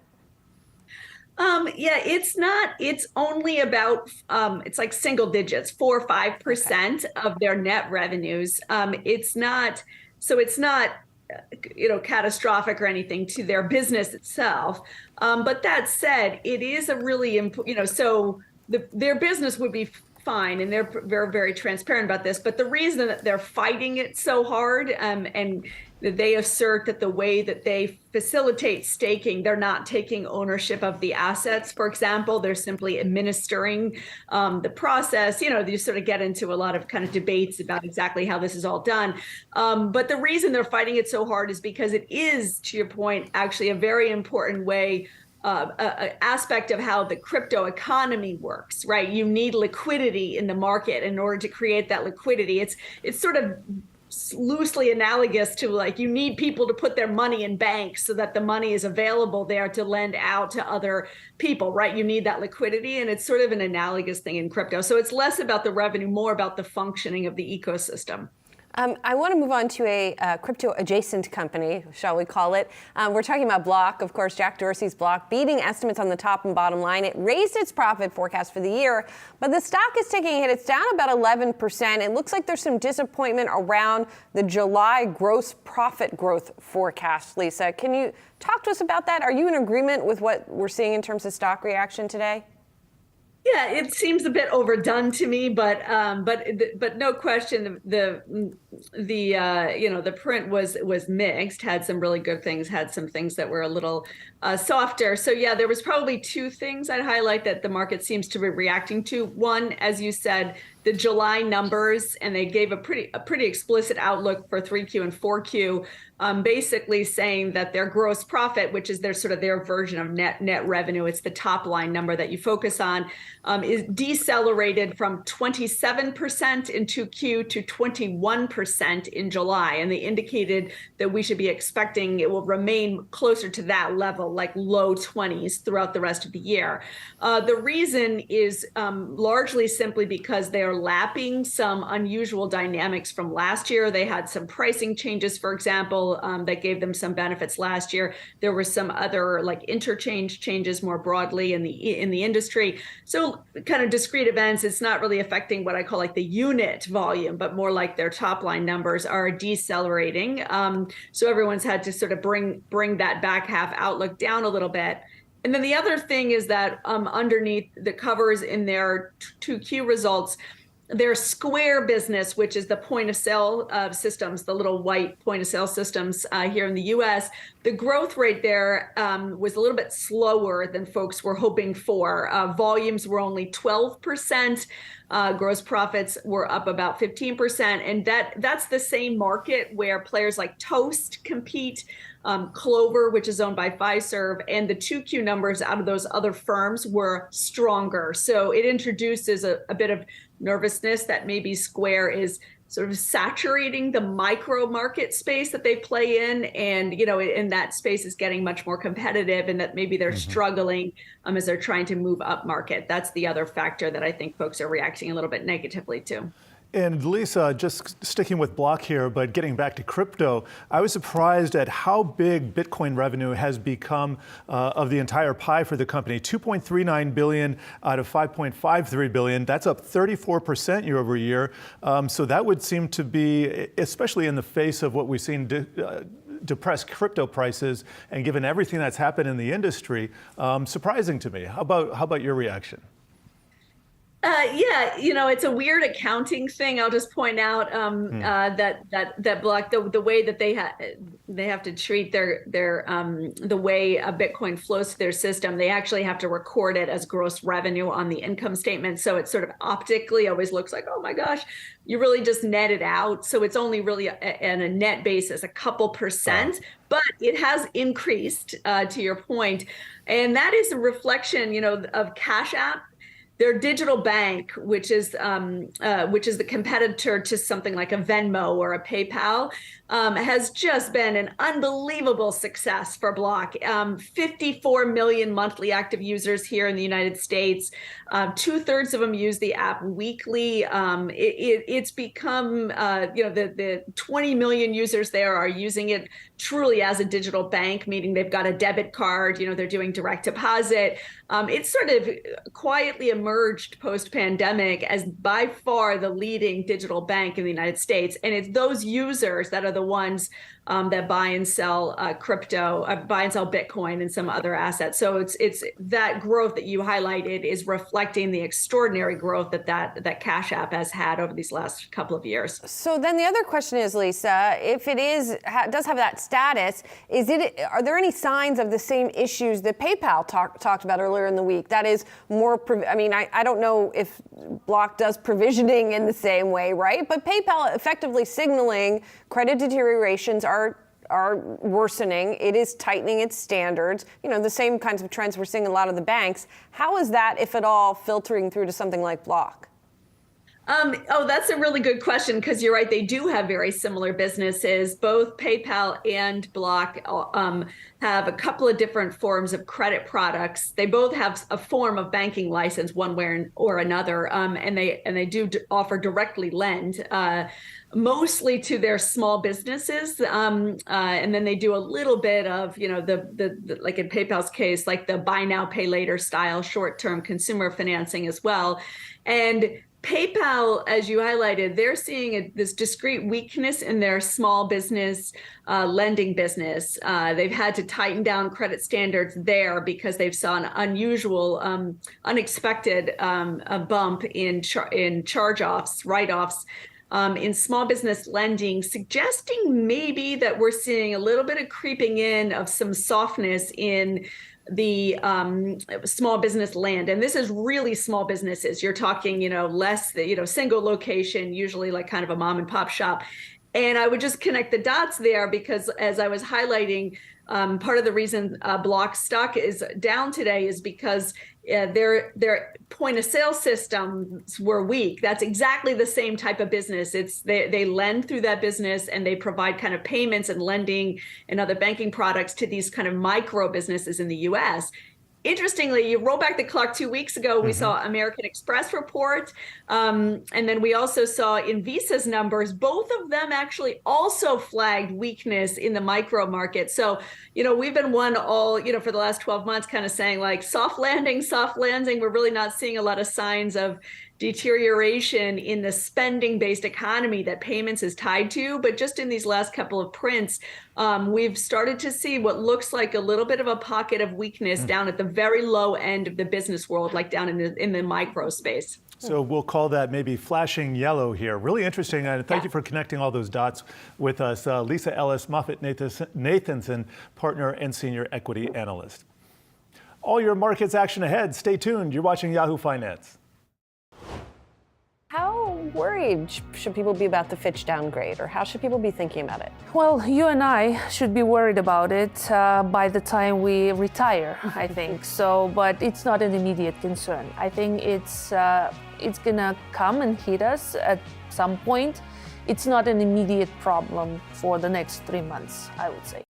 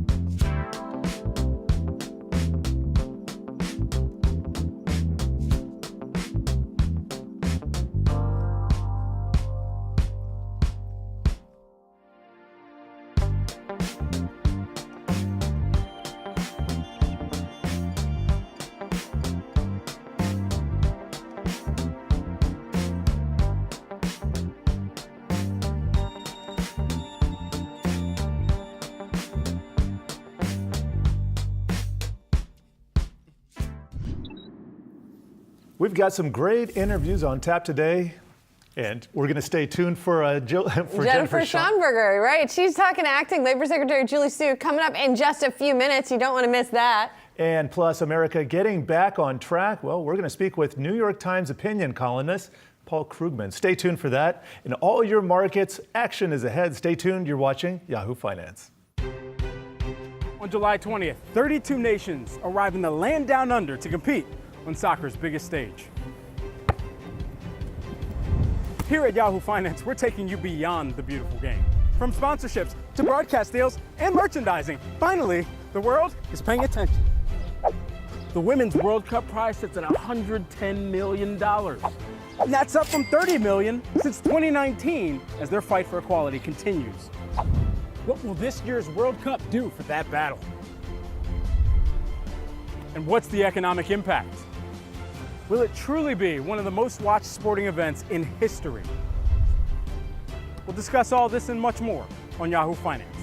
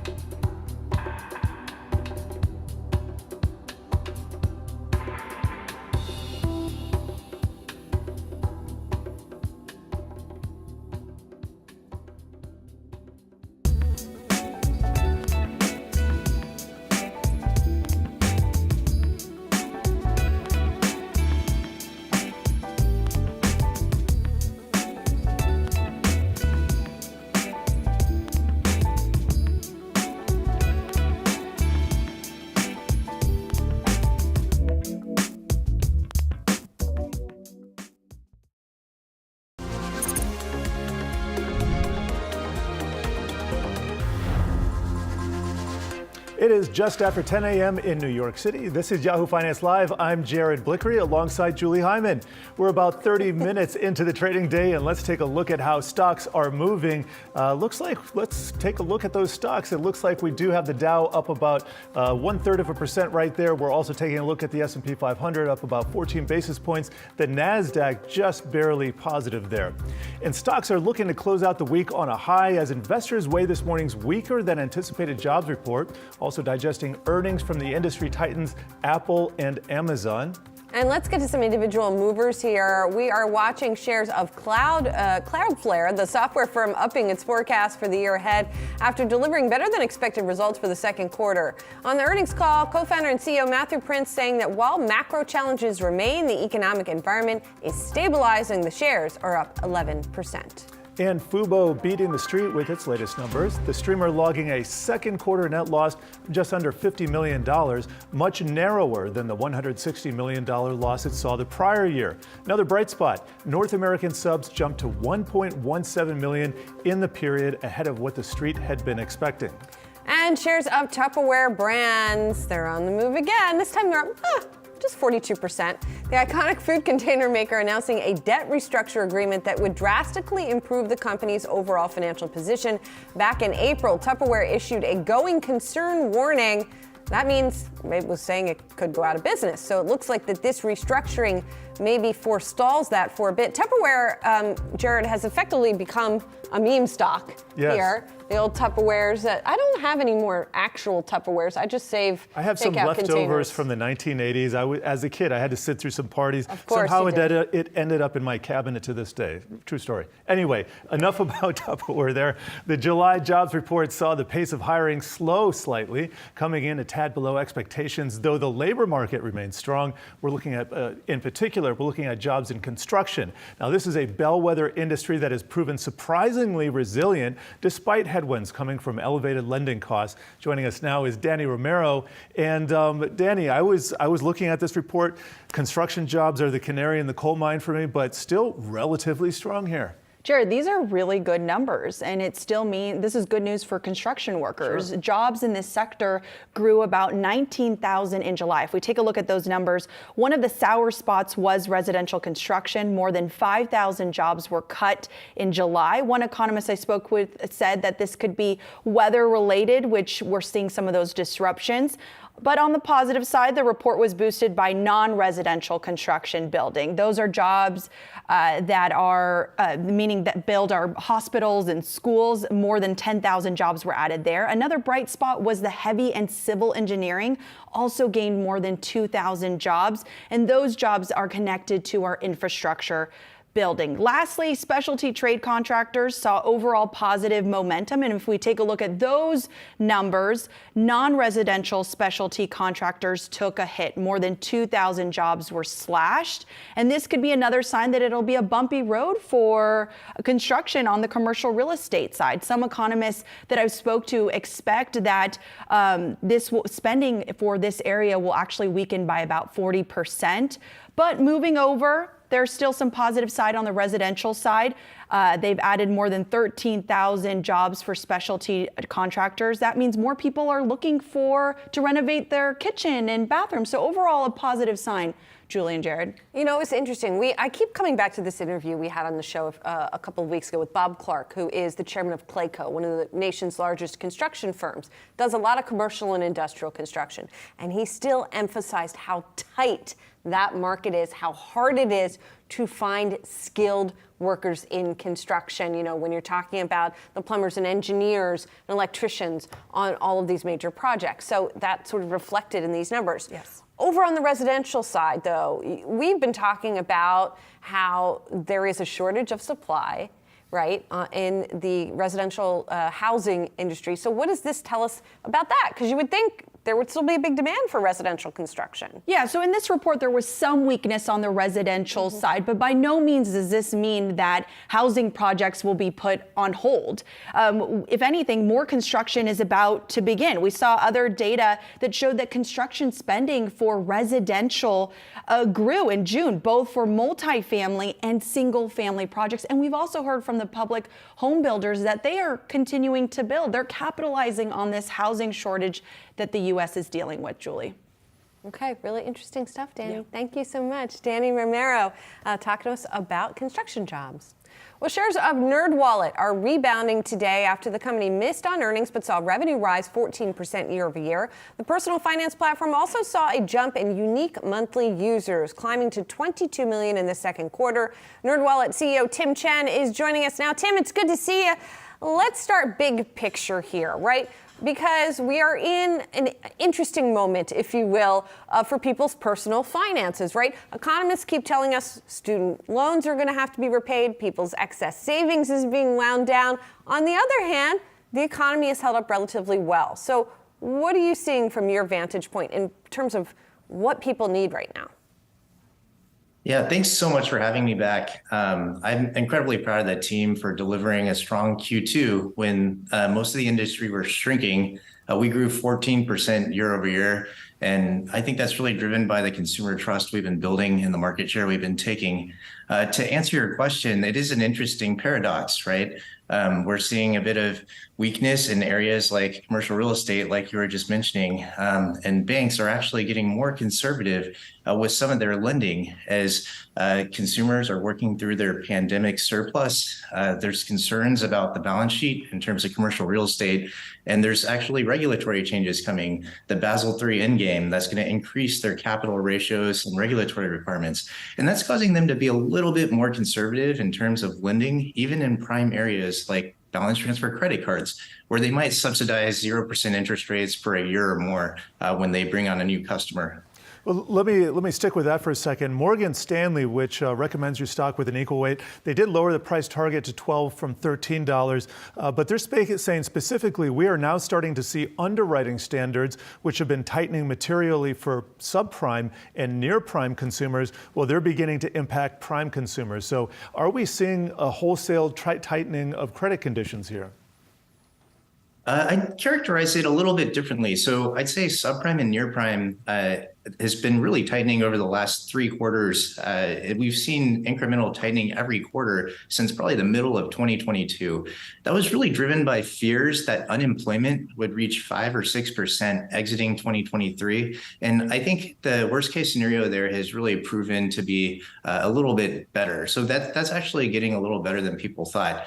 What's changed, though, is post SVB, banks have actually gotten more worried about the deposits that they're lending against, right? So as interest rates go up, those deposits haven't been as sticky as banks thought they would be. A lot of people are turning to NerdWallet to find high yield savings accounts, as an example, and those deposits are leaving. And so there's a bit of uncertainty around how many rate hikes are left in some loan officers' minds. There's also uncertainty around whether consumers are going to burn through the rest of those deposits in the coming quarters. And that's what's driving some of that conservatism. You mentioned high yield savings accounts, which of course we even hear from institutional investors who come on the show, right? Things like that, money market accounts, et cetera, are still quite popular. And there's the question of when that's going to shift. But I am curious, among your users, where else are you seeing high demand? What do people want to know about right now? That's really the key area, but you're also seeing a lot of people wanting to figure out what's going on with student loans. There's been the Supreme Court ruling. There's been additional proposals for different income-based repayments program from the Biden administration. And I think that's just driving a lot of confusion. I think all bets are off with some legal challenges out there and going into an election year next year as to what exactly happens there. So we will just focus on continuing to provide guidance as the rules change. And Tim, when it comes to your growth strategy, are you looking to grow more organically? Are you looking for acquisitions? Where exactly is that fitting in? Well, we think we have a ton of growth left organically. Our first pillar of growth is land and expand. And that for us, that means more verticals and more geographies. Even within the United States, there's areas like auto loans, seniors, Social Security, Medicare, a lot of sub-verticals of small business that we're expanding into from a content and product perspective. Another pillar of our growth is actually vertical integration. And that speaks to areas where humans are involved, brokers, agents, advisors. Can we provide the digital concierge experiences to really help consumers? And then lastly, we're really focused on registering and re-engaging users using data. So we want to nudge you when you should make a smart money move based on what we already know about you. So those are really our pillars of growth. You were just talking about humans. Let's talk about non-humans. AI is what I'm talking about, because I know you guys have a beta AI chatbot. What does it do? Where is it in its development stage in terms of when it comes out of beta? So Nerd AI is trained on NerdWallet's data, and it can do things like summarize an article or it can figure out the better article to take you to, or it can answer your questions directly based on synthesizing what it's learned from our content. I think that's pretty standard for what AI can do. It's really democratizing this ability to summarize, synthesize, and translate content for users. Now, the important thing is that it's reviewed by experts because AI can hallucinate. And I think that's really where we're putting our focus. We really want this to work well and be accurate. And that's where the really tough challenge is. Yeah, definitely. I think that's something that everyone is sort of trying to figure out right now. Tim Chen, good to see you, CEO of NerdWallet. Thanks so much for having me. Thanks. Take care. Let's do a check of the markets now, sponsored by Tasty Trade. We're about 45 minutes into the session here, and stocks are holding up, holding steady with gains, very modest ones, however. The S&P and the Nasdaq only up about 1/10%. The Dow is up about 1/5 of 1%. In some ways, today's market is a tale of two companies, in Amazon and Apple. Apple on the downside, Amazon on the upside. And then, of course, throw the jobs report into the mix.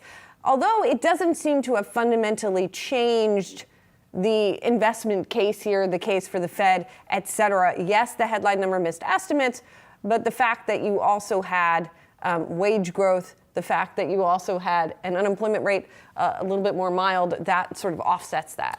It's the summer, and I think it would take a tremendous amount. It would take a really outlier number on one of the headline numbers just to throw the market out of whack.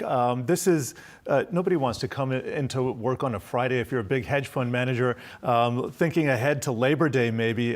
No, I'm not surprised at the reaction here. Very muted overall. I think nobody wants to come into work on a Friday, period. But we're here. But we're here serving you. All right, we got all your markets action ahead. Stay tuned. You're watching Yahoo Finance. What is your favorite chart or indicator that you're watching right now? Well, I think I'm watching jobless claims. This is something that is very immediate, and this is something that is really a good real-time indicator of what is happening in the labor market, and the labor market is what we need to really focus on. As inflation is declining, the Fed will be watching the labor market much more closely.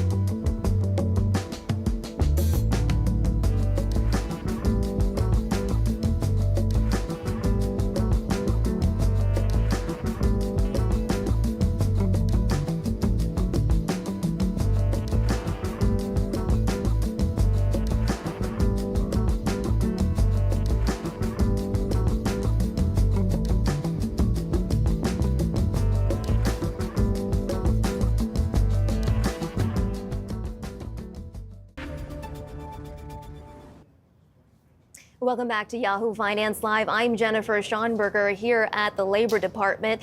That jobs report coming in a bit cooler than expectations. 187,000 jobs created on that top line. That is the second month in a row of slowing job growth. For more insight on this, joining me now is Acting Labor Secretary Julie Su. Secretary Su, it's great to see you. Thank you so much for joining me. Good to see you again.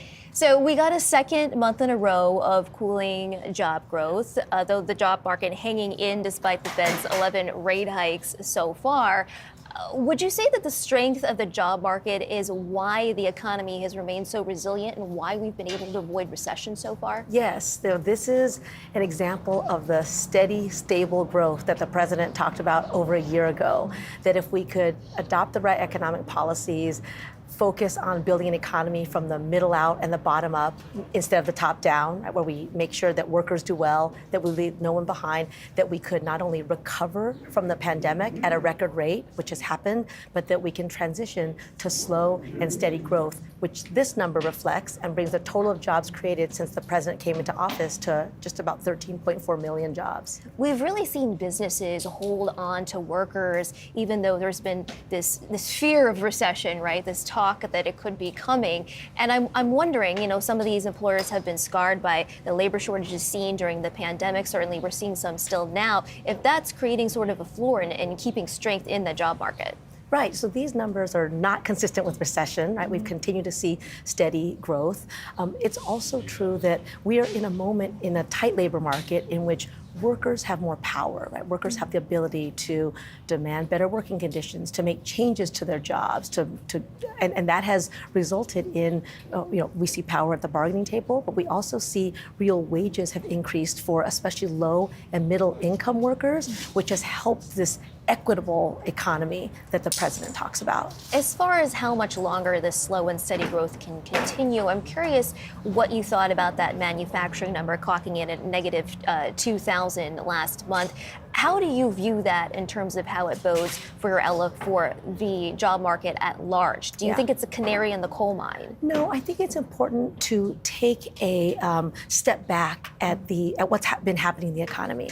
So the president, working with Congress, got some $2 trillion in investments in clean energy, including in manufacturing, in infrastructure. And we are just seeing the impacts of those investments on the ground. And we're going to continue to see more of them. For example, one of the industries that did grow last month is in non-residential construction, which means that we're building things again. I was in Pittsburgh with the First Lady a couple of weeks ago at an airport modernization. We're seeing things get done. Those are creating jobs in some sectors. And if we build factories, it'll eventually lead to more of the manufacturing jobs that we want.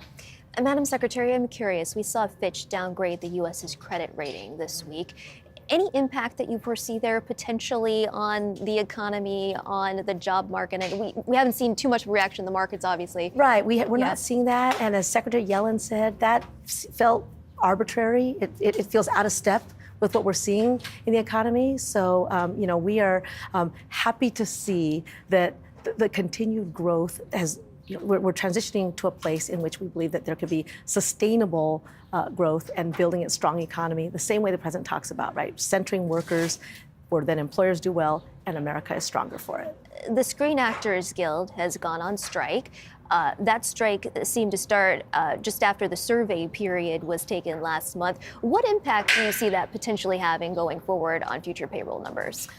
So, as this president has said, and as we've seen examples of, the collective bargaining process is a way in which workers have power at the table and which industries, employers and workers coming together can resolve issues that they face and workers can exercise their rights, including that right to strike.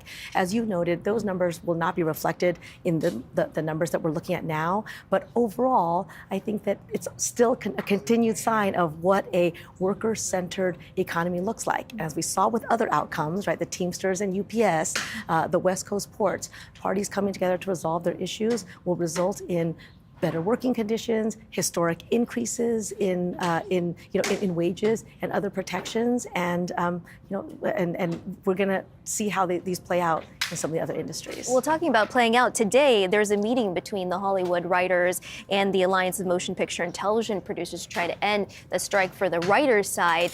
What are you hearing on that front? I think whenever parties at the table, it's a good thing, right? And again, we have seen when parties come together, even though it may take some time, even though it doesn't always look pretty, that the outcomes are good for workers and for industry. So we'll stay hopeful about parties coming back together. I think that's always a good thing, but we also believe, as the president has said, that as the most pro-worker, pro-union administration in history, we're seeing the impacts of that, of real bargaining power for unions. Are you prepared to intervene if you need to? I think we monitor all of the, labor situations out there. But as we've seen, intervention is not always the right answer. It depends on what the parties want. It depends on a clear-eyed assessment of what is happening. And if the parties can come together and resolve their issues, we think that that's a win for everybody. So right now, no intervention. That's right. Okay, so before we wrap up, I understand you've got a big regulatory agenda on tap for this month, and the Labor Department is set to unveil rules to expand overtime pay requirements for workers, as well as narrow the definition of what it means to be an independent contractor versus an employee. What can you tell us about these upcoming rules? So our rulemaking agenda is meant to make sure that we are doing everything we can to protect working people across America, which, again, is good for employers. It creates a level playing field. And so we've done things to expand protections for construction workers, to make sure that mine workers are not subject to totally preventable illness and disease. And when it comes to overtime and misclassification, we also want to make sure that working people have a safe floor that they can rely on, that provides a floor under which nobody should have to live and work. So what is the timing on these rules, and when can we expect them to be rolled out this month? Right, so all of the rules are on different timetables, but we are hard at work at the Labor Department to deliver for American workers and the American people. And we've got the UAW coming up in September. What are you doing on that front as far as that is concerned? Also, we're paying attention to what is going on, but the parties are at the table, they're doing what they need to do, and we remain hopeful that they're going to resolve their issues. Secretary Sue, thank you so much as always for your insight. It's great to see you. So great to see you too. Thank you so much. Thank you so much. And we will be right back after this.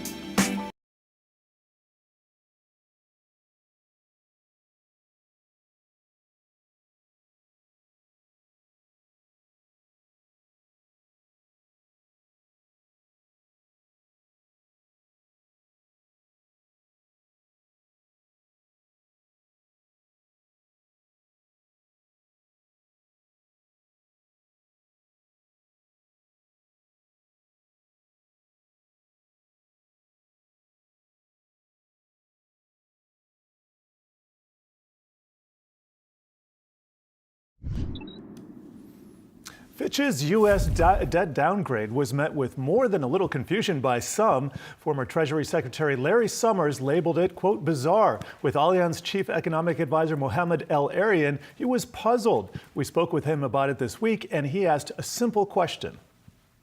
Why now? What Fitch put in their statement has been true for a while. So why now? And that explains the reaction that I and many others have had, which is first, this is surprising. Second, when you look at the reason, you scratch your head as to the timing of this. Another voice that's speaking out is Paul Krugman, the Nobel laureate and New York Times columnist. He joins us now also with Yahoo Finance's Rick Newman. Paul, thank you for being here today. Just your reaction to the debt downgrade. You got the reaction by Mohamed El-Erian. What are your thoughts? Exactly the same. I mean, it's, if you want to ask, does the U.S. have a long-run fiscal problem? Yeah, we have had some. It's not imminent.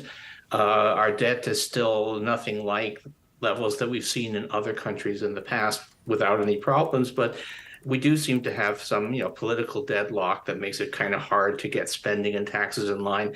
But why none of that is worse now than it was a year ago when Fitch gave the U.S. a clean bill of health? It's a very, very puzzling decision.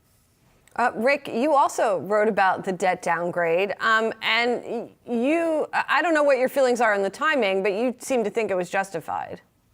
Well, step aside from what the actual credit rating of the U.S. should be. I think what Fitch said accurately reflects the political dysfunction in Congress. I mean, you have a significant portion of the governing class in Washington continuously threatening to default.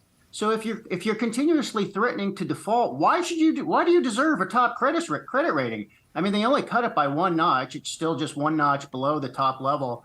And Mohamed El-Erian says, why now? You could also say, why not now? I mean, maybe they should have cut it before the latest debt ceiling standoff, or maybe they should have cut it a year ago and they're just late. I mean, Standard & Poor's cut it in 2011. That was 12 years ago. So maybe it is the right time to do it. And Paul, we just got the latest figures from the Bureau of Labor Statistics indicating more job raises. It was a little bit of a disappointment on the headline number, but for all intents and purposes, bullish numbers with respect to the U.S. economy, wage growth growing a little bit more than anticipated too. Your reaction, please, to the numbers. Oh, I mean, the job growth was fine. It was actually high. For an economy at this stage of the cycle, an economy that is at full employment, arguably more of a full employment economy than we've had for 20 years, to still be adding jobs at almost 200,000 a month is really amazing. And I think you want to it kind of bears on the debt rating also. If you were to go back to last year, lots of people were expecting a recession. Lots of people were expecting a sustained slump would be necessary to bring inflation under control.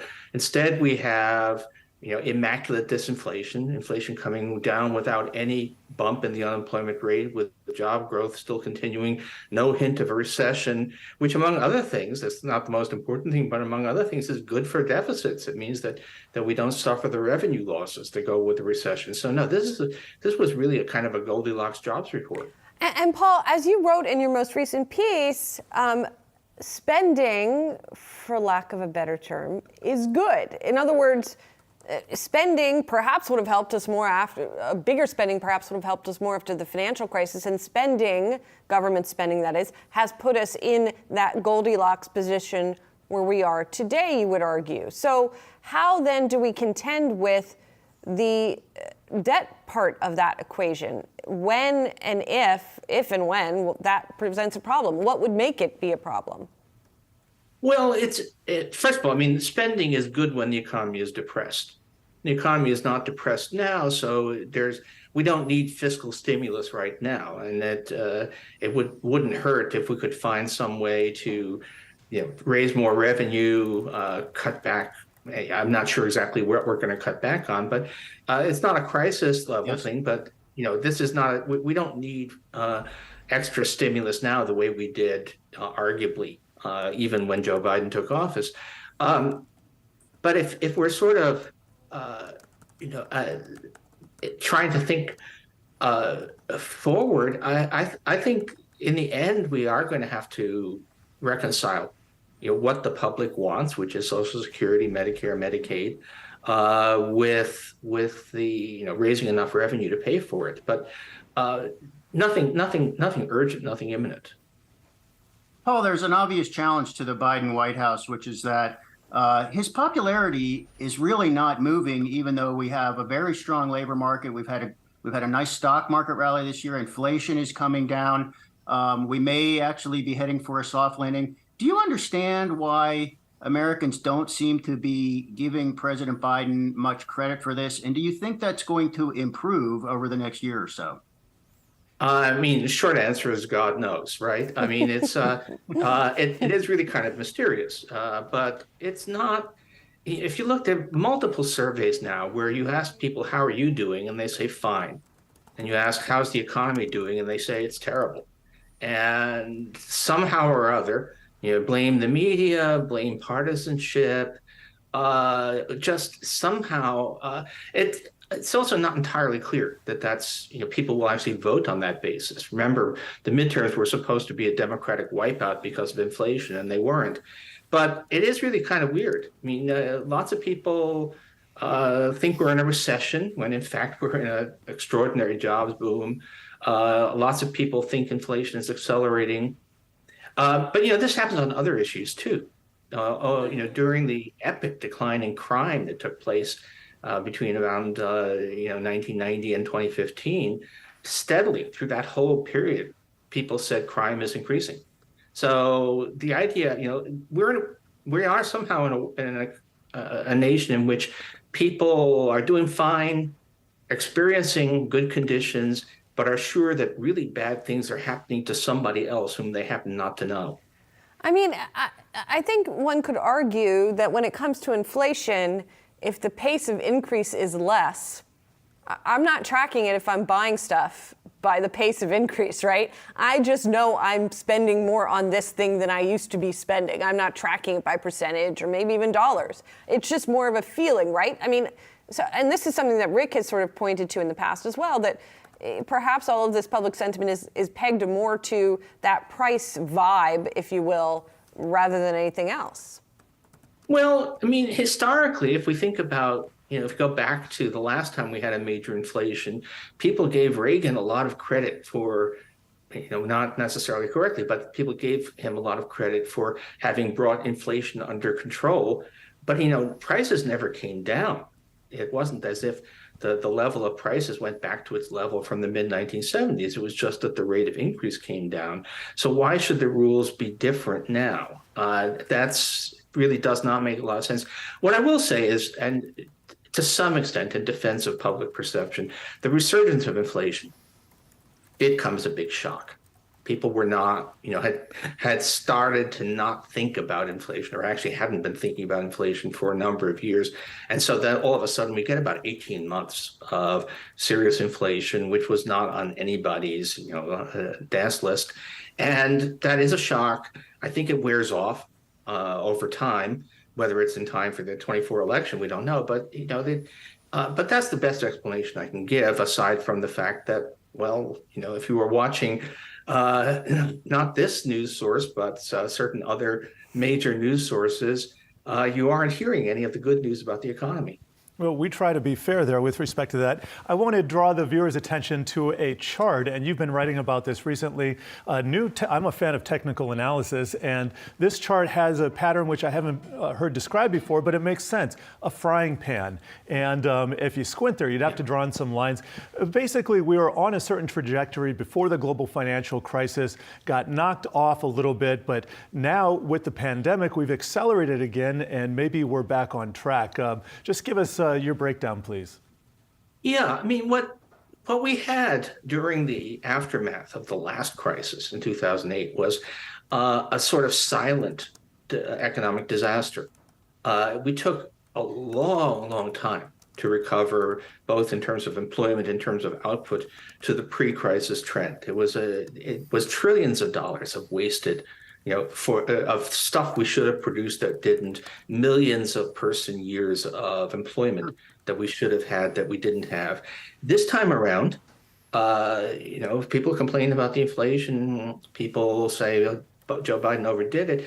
But the fact of the matter was that faced with a horrendous crisis, we staged a record fast recovery. And we're now, by a number of measures, we now have either the closest to a true full employment economy that we've had since the year 2000, or maybe the closest to a full employment economy we've ever had. So this is a big difference. The reality, if you look at the numbers, is that we've actually had it's a wonderful life. We've actually had a terrific economic recovery. Paul, these three bills that Biden has signed during the last 2 years, infrastructure, semiconductors, and green energy, this is a lot of money that's now starting to flow into the economy. The uptake on the green energy subsidies is more than a lot of experts anticipated. Is this going to move the needle in terms of perceptions about the manufacturing economy in the United States? All the hollowed out towns that and those voters that Trump has been successfully appealing to. Is this going to change things in the heartland or in those parts of the country, or is it not that significant? No, it's pretty significant. If you look at manufacturing construction spending, which is sort of the number that comes in first, the other thing, the actual manufacturing employment, will lag behind it. It's just gone vertical. We've just had a extraordinary increase. So these policies have definitely given a major boost to manufacturing. Now, that's not going to bring us back to the old days when manufacturing was, a third of employment. It's still going to be relatively, we're still going to be a service economy, but we are seeing what looks like a manufacturing revival. And all of this also probably, I think of there being sort of four factors that have helped us avert the recession that everybody was predicting. It's the infrastructure bill, the CHIPS Act, the Inflation Reduction Act, and Taylor Swift. All of those things make sense to us, and we've talked about all of those on our program. Did you go see Taylor Swift? No, I've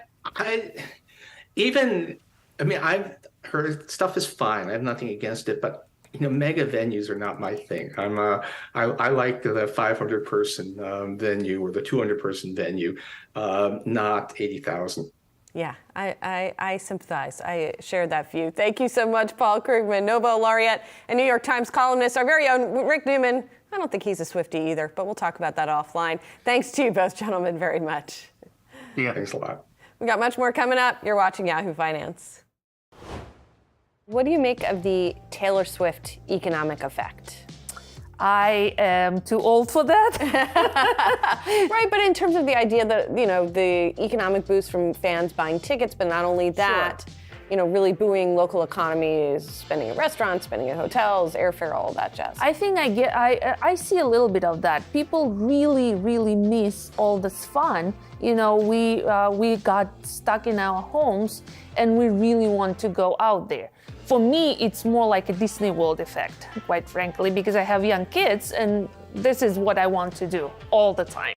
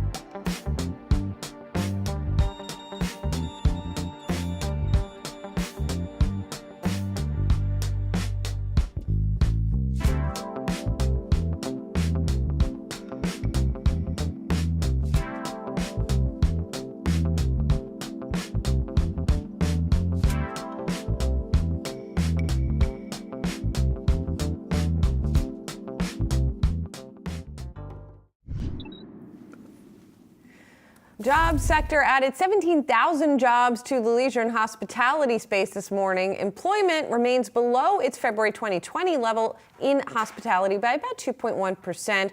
Let's dive into the restaurant industry in particular. If returning from pandemic levels wasn't already hard enough, restaurants face numerous challenges in this inflationary period, from worker retention to bringing back customers to in-house dining. Inflation has also had a significant impact not just on our wallets, but also, of course, on menu prices and operational costs for any restaurant, big, medium, or small. Amidst all of this, Potbelly dropping its second quarter earnings yesterday, missing estimates on revenue, although that was still up 9.2% year over year. Comparable sales growth, 12.9% for Potbelly. So let's talk about the implications more broadly for the consumer and how restaurants are faring. Joining us now, Potbelly CEO Bob Wright, as well as Yahoo Finance's Brooke DePalma, to discuss more on all of this. So Bob, just give us big picture here, what you are seeing from your consumers. Let's talk the demand side of the equation first of all here. What you're seeing in terms of traffic, in terms of people's willingness to spend, and whether you're seeing any trade down. Yeah, thanks. It's great to be with you. We were thrilled this quarter, for the second quarter in a row, to have significant sales growth, but driven primarily by traffic. The majority of our top line growth has come through traffic the last two quarters. And as we measure things against the fast casual segment, there's some share stealing that's benefiting Potbelly as well. More broadly, though, with the consumer, I think one of the great things about the fast casual space is that we enjoy a relationship with a consumer that's at a little higher income. They've got a little more disposable income, and they certainly seem to be resilient, even if they have a little pressure. The other thing that fast casual is that the frequency is not as high as you might find in QSR.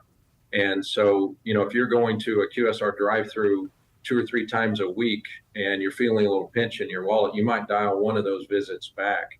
If you're going once a week or a couple times a month to a fast casual, you won't see a little bit of inflation really affect your patterns of behavior, especially at that income level.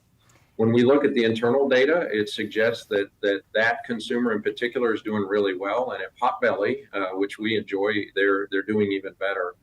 And we're seeing it in our traffic growth numbers. So nothing on the horizon that has us terribly concerned about our ability to maintain this posture. And let's talk about the back end of things, Bob, here. I mean, inflation certainly taking a toll. We're seeing lunch meats as well as flour prepared mixes continue to move higher year over year. What sort of ingredients are you seeing sticky inflation for, and what are you seeing improve in the second half of the year?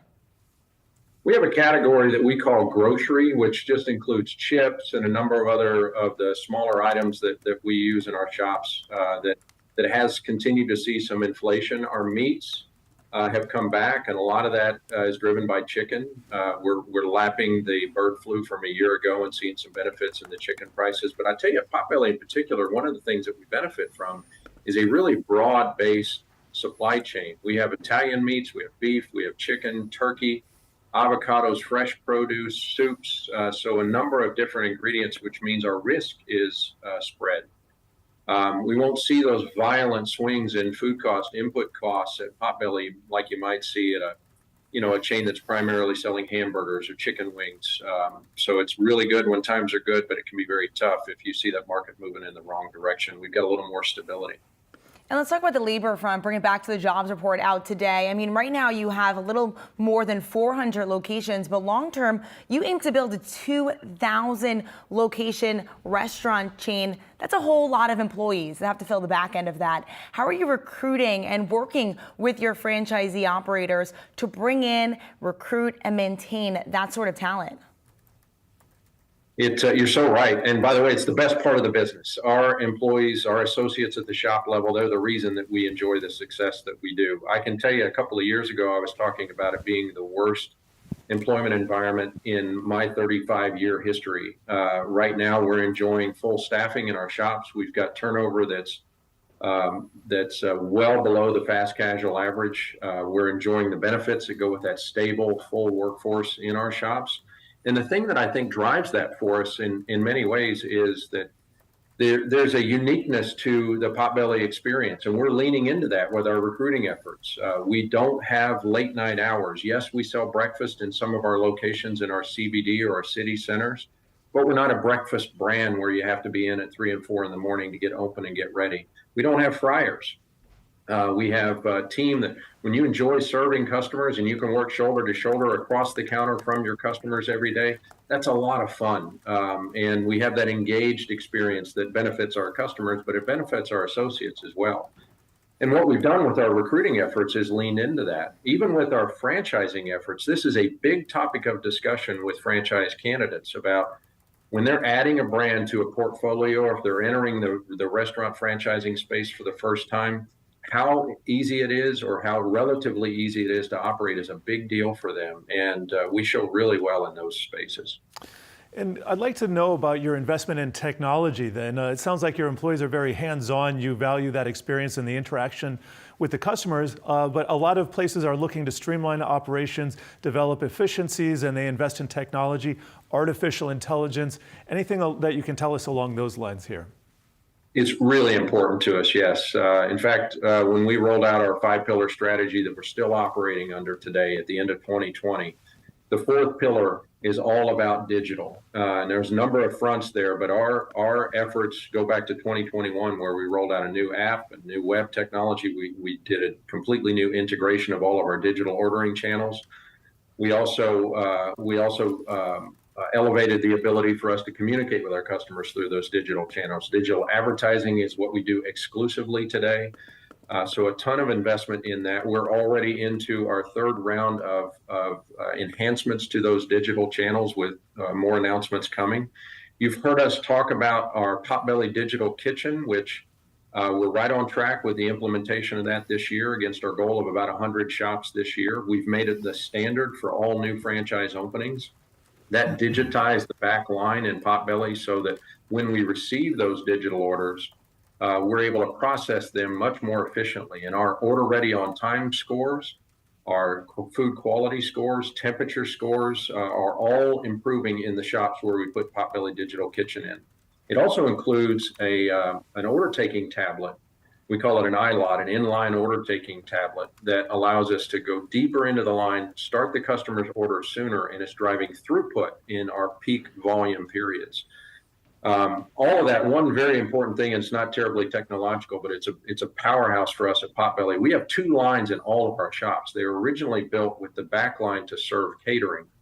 Today, all of our digital business runs off of that back line. There are brands that are installing that second line so that they can keep up with the digital business. We actually opened it back up when my ops team and I got here, and we're using that for all those digital channels. So even that last mile of execution makes digital work really well for the customer. And speaking of digital, you're really doubling down on your perks program. I know today is National Cookie Day, so I saw on your website that if you order, you get a free cookie. What sort of foot traffic do these sort of promotions bring in? And ultimately, what's at the end of the day is the check size as a result of these incoming orders? Yeah, thanks. Perks really is at the heart of that digital effort for us. Our connection with our customer through those Perks loyalty relationships continues to grow. We don't publish the number of members or that penetration into our sales mix, but I can tell you that with 38% of our business coming through our digital channels, it's another record quarter for us in terms of digital sales in Q2. That is being driven primarily by our own digital channels, and Perks is at the heart of it. What we do with these big promotions, like the first day of summer BOGO offer or the cookie promotion that you're talking about, the underground menu that we've returned to Potbelly, all of that's done through the digital channel so that if you're a Perks member, you get those benefits first and foremost. Even when we're doing a system-wide promotion using our digital advertising, we drive people to Perks to say that's the best version of the deal that you can get. And we see the download spike whenever we have those promotions, and we see the engagement and the penetration, which is the mix of those Perks orders, increase every time we do that. We reach a new plateau and we do it again and do it again and just continue to build the business. We think it's got a lot of runway for us even from here. Everybody loves a free cookie. I guess that drives you to get the app. Best cookies on the planet, I promise. All right. We'll have to take you up on that and give them a try. Potbelly CEO Bob Wright and our Brooke DePalma, thank you so much. Appreciate it. Thank you. Quick final check of the markets here. All three major averages have taken a little bit of a leg up here from very modest gains to a little more solid. The Nasdaq now up almost 2/3%. The S&P and the Dow up 0.5% each or so, as we now are 2.5 hours on from that jobs report. Yes. Wow, it flew by. Palpable. Coming up, our Women's World Cup special is finally here. You don't want to miss it. On July 20th, 32 nations arrive in the land down under to compete on soccer's biggest stage. Here at Yahoo Finance, we're taking you beyond the beautiful game. From sponsorships to broadcast deals and merchandising, finally, the world is paying attention. The Women's World Cup prize sits at $110 million. And that's up from $30 million since 2019 as their fight for equality continues. What will this year's World Cup do for that battle? And what's the economic impact? Will it truly be one of the most watched sporting events in history? We'll discuss all this and much more on Yahoo Finance.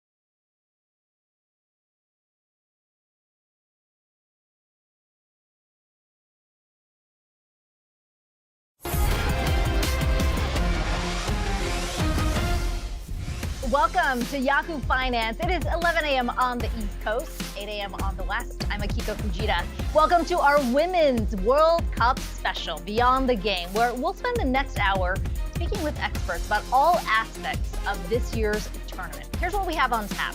32 nations arrived on July 20th for this year's World Cup, but from equal pay to their fight for recognition. We're going to speak with one expert on what makes this year so different. And women's efforts both on and off the field seem to be paying off with record viewership in the group stage games. We're going to discuss what this means for the knockout rounds to come. Plus, we'll speak with someone who knows this fight better than anybody. Two-time World Cup winner Brandi Chastain is going to be joining us later this hour. A lot on tap, but let's begin here with this year's Women's World Cup that has drawn eyes from all over the world after players' fight for equal pay made headlines. Our next guest, though, says the gap is closing both on and off the field, setting up a totally different landscape for this year's tournament. Pardeep Khatri is CBS Sports soccer writer. She joins me now. Pardeep, it's good to talk to you. A lot of excitement going into the knockout rounds, but let's talk about the state of play right now. FIFA already estimating 2 billion people watching this year's games. That is roughly double what we had 4 years ago. How much of that has translated, at least on the pay side of things, and what has actually changed over the last 4 years? Arguably everything. From the USWNT winning their equal pay battle to really just all across the globe, you've seen different organizations, sponsors put money into women's soccer, and that money has directly gone to the players a lot of the time, obviously from their own paychecks, but really into, resources and training and other ways to professionalize the game. That has seen the gap close, obviously, in everybody's bank accounts, but really on the field too. How big of an uptick have we seen, at least in investment, when you think about the last? Oh my gosh, yeah, it's exponential. I don't have the exact numbers, but I mean, FIFA has increased the prize money quite a bit for this World Cup.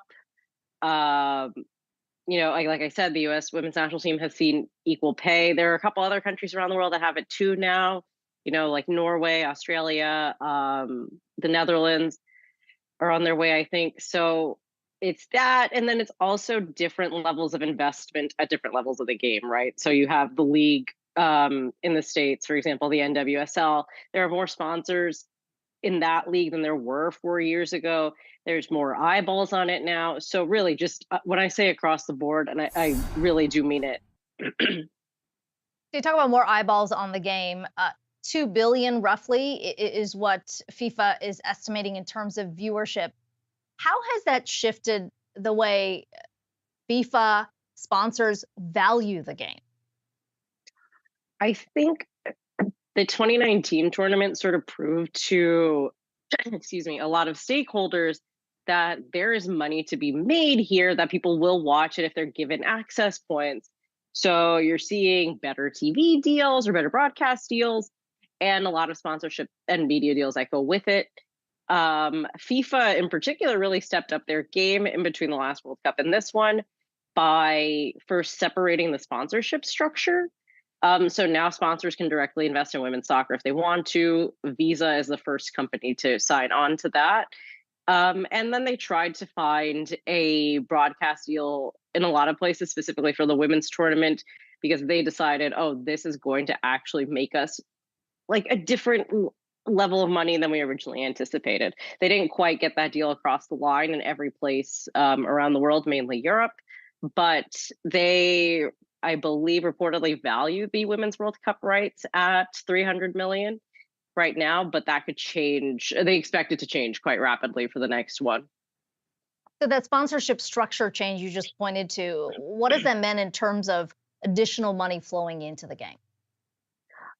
So now FIFA has different brackets set up for, the level of sponsorship you can put into women's soccer, or specifically like the World Cup, right? So if you wanted to be, a top tier sponsor, it would cost you a certain, $1 million range. But that sort of separate sponsorship category did not exist before. So any money that FIFA was making through World Cups was brands saying, okay, we'll sponsor the men's, and I guess technically you'll throw in the women's too, so we'll sponsor that.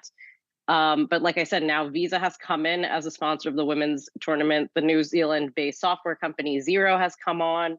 So now it's just a new revenue stream for FIFA that they can put into women's soccer specifically. Finally, Pardeep, American viewers at least looking ahead to this Sunday. A lot of people are going to get up early to watch that match against Sweden. There's some anxiety, you could argue, going into that, given the performance of the U.S. team so far. What are you going to be watching for? Oh my gosh. I think it's a really, really big game for obviously the team as a whole, the program as a whole, but specifically the coach, Latko Yanovsky. I think this match could serve as a referendum on his entire tenure as the U.S. women's national team coach. It was his job to, refresh the team after a bunch of retirements in between 2019 and now. And while he did bring a bunch of new players to the team, this team has obviously not lived up to its potential yet, and he will be expected to do so and get probably every decision right. Okay. We'll keep our fingers crossed. Pardeep Khatri, CBS Sports soccer writer. Good to talk to you today. Appreciate the time. Thank you for having me. Well, the women's fight for equal pay has been a big conversation heading into this year's World Cup. But when you break down the numbers, the U.S. may be in for a big pay bump, even if they aren't the last ones standing. Yahoo Finance's Julie Hyman joins us with the details. Well, what do you mean, Julie? Yeah, well, we should note also the U.S. is not the only one that's having a fight with its soccer federation, or had a fight. The one in the U.S. is resolved. Many of the teams around the world, the women's teams, are fighting for higher pay. But here's how it sets up overall, not just for the U.S., but overall the Women's World Cup in terms of total payouts that we are looking at. We have seen FIFA increase the base performance-based fund from $30 million to $110 million. A big increase there. The club benefits program to $11.5 million and preparation money to $30.7 million. So total here, we're looking at around $150 million. Keep in mind, however, that compares with $440 million for the Men's World Cup. So it's a big increase, but it is still a lot smaller. Of course, here in the United States, we did see a landmark agreement between the federation here and the women in order to split the pay equally between the men's and women's U.S. teams. Everywhere around the world, the first money goes to the local federations in the home countries. Then they decide how much they are going to pay out to the teams and to the players. So that's how you look at the sort of tiered, if you will, the tier you see behind me, and how the payouts work here. The player share, as you can see, versus the per team share in each of these cases. But then the percentages are also quite different for countries. Again, here in the United States, we are seeing the U.S. players get a minimum of around $300,000. That is very much not the case in other countries. And we're still seeing in countries ranging from Canada to England, Jamaica, Nigeria, and South Africa, who are still having arguments with their local federations to get more pay. On the FIFA level, the president, Gianni Infantino, has said that FIFA hopes to offer equal prize money, looking ahead perhaps to 2026 or 27, but he's been sort of non-committal on hard commitments on this point, Akiko. So we'll see if that changes as we get through this year and beyond. Yeah, that fight for equality in the game still far from over. Julie Hyman, thanks so much for that. Well, from equal pay to viewership, Yahoo Finance's Danny Romero standing by with some fun facts around this year's game. Akiko, we have soccer on our mind. The Women's World Cup is making big moves. The world's biggest soccer tournament is pulling in a big audience, even though the women's team barely made the cut to that knockout stage. What does this say about soccer fans? Well, people want to see soccer, especially women's soccer. The numbers are proving it to be true. For example, the opening game for the U.S. women's national soccer team against Vietnam on July 21st brought in about 5 million viewers. That's a 99% increase from the team's opening match back in 2019. Now let's move on to the second game against the Netherlands on July 26th. That brought in over 6 million views, a 21% increase from 4 years ago. And on Tuesday, the USA team advanced to the knockout stage after a tie game with Portugal, and that game brought in over 1 million views. But what's interesting is that most of these games are airing during the middle of the night, and fans are watching them. The popularity for women's soccer is growing globally, and there's more sponsorships, TV ads, reasons why this year's prize money has nearly quadrupled to $110 million. Let's go USA. So set your alarms. The next game is going to be early at 5 a.m. against Sweden. Akiko. 5 a.m. wake-up call on Sunday. We'll all be watching. Danny, thanks so much for that. Well, all your markets action is ahead. Stay tuned. You're watching Yahoo Finance.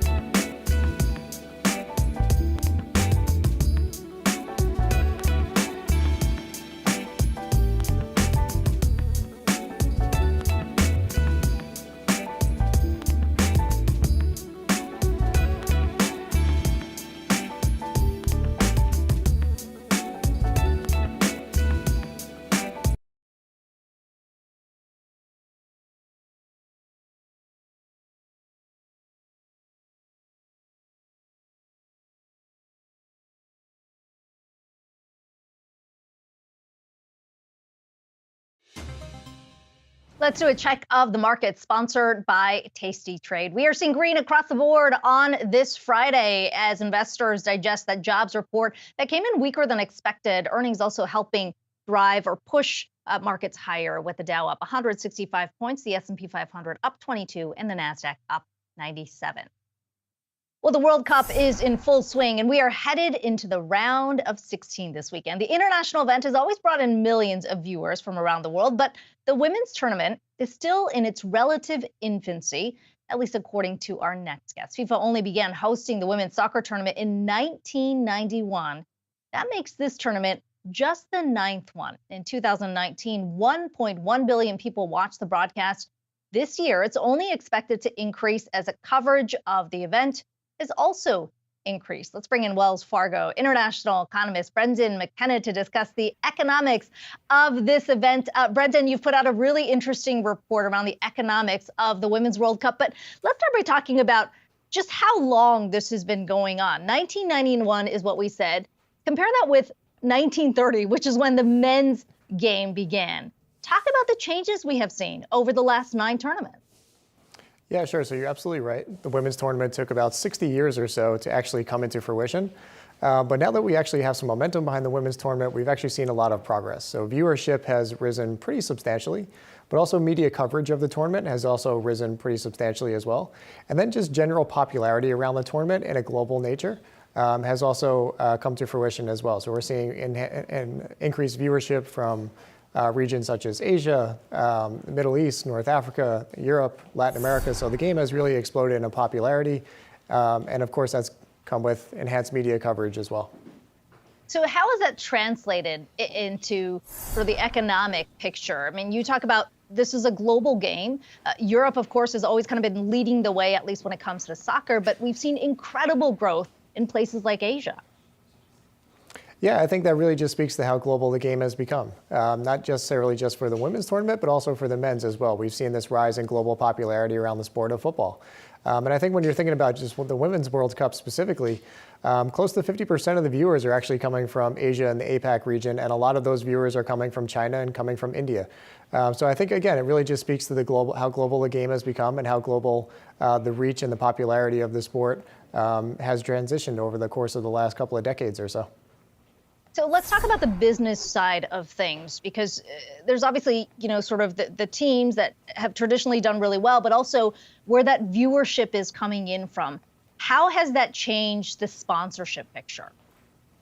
Sure. As far as where the viewership is coming from, again, it's global in nature, but that also means that you're getting more global types of sponsors. So we're seeing sponsors come not just from the traditional powerhouse regions like Europe and South America, but we're also seeing more sponsorships coming from Asia and the Middle East as well. We're also seeing some Caribbean sponsors come in and sponsors some of the matches and some of the individual teams coming out of the region. So again, it's not just global popularity and global viewership. We're also starting to see the business side of the sport become more global as well. So one of the interesting numbers I thought you point out in your report is how these media rights deals have been packaged. They have been bundled together traditionally, which has made it difficult to sort of value what the women's side is. This year, the approach has been a little different.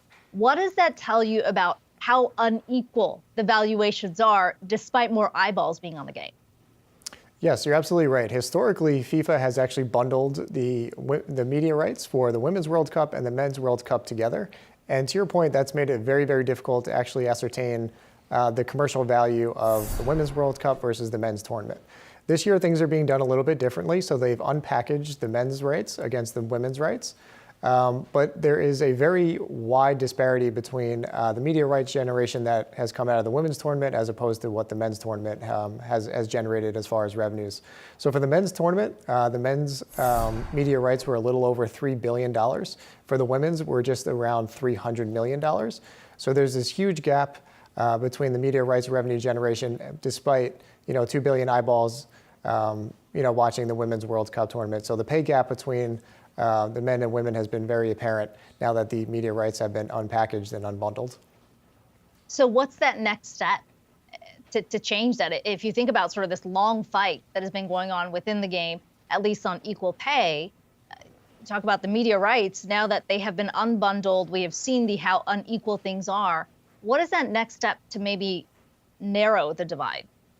Yeah, I think it really comes back to more investment going into the women's game. We spoke about sponsorships turning more global in nature, and hopefully that attracts new and maybe even youthful or innovative sponsors to eventually come into the women's game. 2 billion eyeballs, that's a lot of potential commercial value coming out of the World Cup. And hopefully, again, that means more sponsorships coming from different areas of the world and new investment following up into the Women's World Cup tournament. So that would be one way to kind of narrow that gap. But even if we do get a little bit more progress on that front, there's still a very wide disparity that needs to be narrowed over time. And finally, Brendan, there's an interesting calculation here that you have put together in your report to determine who could potentially win this year's Women's World Cup. What is that pointing to, and how do you get there? Yeah, so we basically took a page out of our economics and financial markets toolkit to actually predict the World Cup winners, and then also the teams that could advance out of the group stage. And it really comes back to econometrics, really just using economic indicators, other types of indicators to predict an outcome like GDP growth or inflation. And we basically just used that same methodology for the women's football tournament. So we took some indicators like the strength of some of the teams, the team rankings, the goals scored, the goals allowed. And we basically use this econometrics type of framework to come up with a winner. Now, our winner is, of course, in an unbiased opinion, the U.S. team. They score very well on many of the indicators that we include in our model. But we also have some dark horse teams as well, like Colombia and some of the Latin American teams that could do very well over the course of the tournament as well. So really it comes down to using the econometrics approach, using the financial market analysis toolkit that we have, again, to predict a winner and teams that could do very well over the course of the World Cup. Do you still feel confident in that prediction, despite the U.S. team's performance so far? I think a lot of people are probably pretty excited that the U.S. is still coming out on top. I'm still confident. You can certainly make an argument it's been a bumpy road in the early parts of the tournament, but maybe this will be a little bit of a wake-up call for the U.S. team, and maybe they can draw on their experience and hopefully get the job done in the later rounds of the tournament. So still pretty confident. Wells Fargo Vice President, International Economist Brendan McKenna. It's good to talk to you today. Appreciate the time. Thank you very much. Appreciate you having me. Well, this weekend, you may be tuning in to watch Switzerland play Spain or Sweden play the U.S. In the backdrop, though, there's still a lingering issue around the game, the gender pay discrepancy for women's national teams around the globe. Let's bring in Danny Romero back in again to help us break down what's been going on there. Danny. Akiko, there's been a lot of discussion over equal pay, especially when it comes to the U.S. women's soccer team. The national team has spent decades fighting over it. They've gone to court and Congress. They've had countless bargaining sessions in a bid for equal pay. Well, guess what? They won. Last May, the team signed a deal that now pays them on par with the U.S. men's team in every conceivable way. But the fight isn't over. Many are still fighting for equal pay, including players from Canada, England, Nigeria, and Spain. There are 32 teams competing at this year's Women's World Cup, and 31 of them are paid less than their male counterparts. An example of that disparity is the prize money. This year's prize money of $110 million is only a quarter of the men's prize money, and the promotions of the two tournaments has also had a big dollar difference. But FIFA says it will allocate money for players and their federations separately. This is a way for players to see a cut of the overall prize money, Akiko. But again, set those alarms. We got to watch that game against Sweden. You got your blue on, Danny, ready to go for this weekend. Thanks so much. Well, all your World Cup action, still much more ahead here. Stay tuned. You're watching Yahoo Finance Live.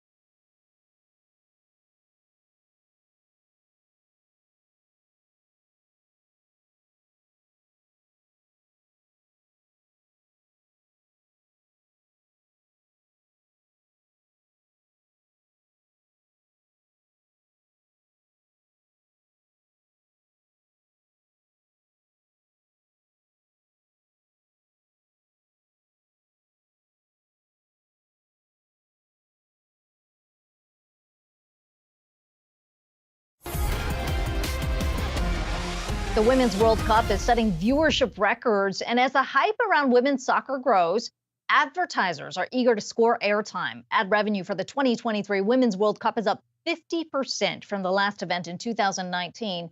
That's according to Mike Petruzzi, Senior VP of Sales for Fox Sports. With more on that, let's bring in Brooke De Palma, who's been looking at some of those numbers for us. Brooke. Good morning, Akiko. With the game still underway, it'll be quite some time until we get a full picture view of just how much money companies spent to see their ads on the big screen. But if you take a look back at 2019, when the U.S. won the World Cup, by the way, $96 million were spent on ads. Yet a year before that, in 2018, $350 million were spent for ads during the Men's World Cup. But the hype is growing around the women's game since big names are vying for airtime during this year's tournament. Adidas launched its ad called Play Until They Can't Look Away, where it highlighted the next generation of players. Its global comms director said this summer's tournament feels like it's one that's really bringing us to a tipping point for the women's game. Record ticket sales, bigger broadcast audience, more committed fandoms, and more emerging icons. Coca-Cola has supported the event since the tournament began back in 1991, but this year, maybe a bit different. It decided to build on that relationship with its ad called Believing in Magic, showing the stars of the Women's World Cup as young players. And Nike showing a son and daughter watching the 1999 games only to be propelled into an entirely different world today, where women's soccer has a new energy around the game. The similar theme in all these commercials, a reinvigoration around the women's game of soccer, in which turn, perhaps, could lead to more money, Akiko. So, Brooke, what could spur more money for ads? Yeah, well, when I spoke to Paul Werner, an analyst at Insider Intelligence and eMarketer, he said, quote, it's going to be a gradual process. But one moment that could change a lot here is the women's broadcasting rights that are up for renegotiation. And back in 2020, when the media rights for the National Women's Soccer League went up for $1.5 million per year in an agreement with CBS spanning a 3-year period. But if you take that and compare it to the $250 million Apple recently spent for men's Major League Soccer that recently secured a deal spanning the next decade, that's about 160 times more than that women's deal that I just mentioned. And Werner says that he thinks the gap will start to close as we see this broadcast deal get renegotiated, rather. But he said it'll be a very, very long way to go. But higher pay for these broadcast deals could lead to higher sponsorships, higher ad value, and ultimately women at the end of the day getting paid more. Yeah, chipping away at that existing divide. Brooke De Palma, thanks so much for that. Well, the Women's World Cup is well underway. Analysis from FIFA and Wells Fargo Economics has predicted that just about a quarter of the globe will be watching the event. In the background are the challenges that women in many industries face. That's pay gaps. According to a recent article from Forbes, the top women's soccer players, Alex Morgan and Megan Rapinoe, make about $7 million. The third most well-paid player, Alexia Putellas from Spain, sees a sharp decrease, only make around $4 million. Now, when you compare that to the men, Cristiano Ronaldo, Lionel Messi, Kylian Mbappe, who have all made at least $120 million over the last 12 months, ending in May, the difference seems very stark. Even with women's sports viewership trending upwards, the disparities still exist with FIFA, the international governing body of football, hoping to eliminate the wage gap by 2027. And that's after the men's and women's U.S. teams came to an agreement in 2022 that would equal the pay gap from appearance fees, performance bonuses, and commercial revenue, as well as pull the World Cup prize money. Well, all your World Cup action is ahead. We've got much more on the other side of the break. You're watching Yahoo Finance Live.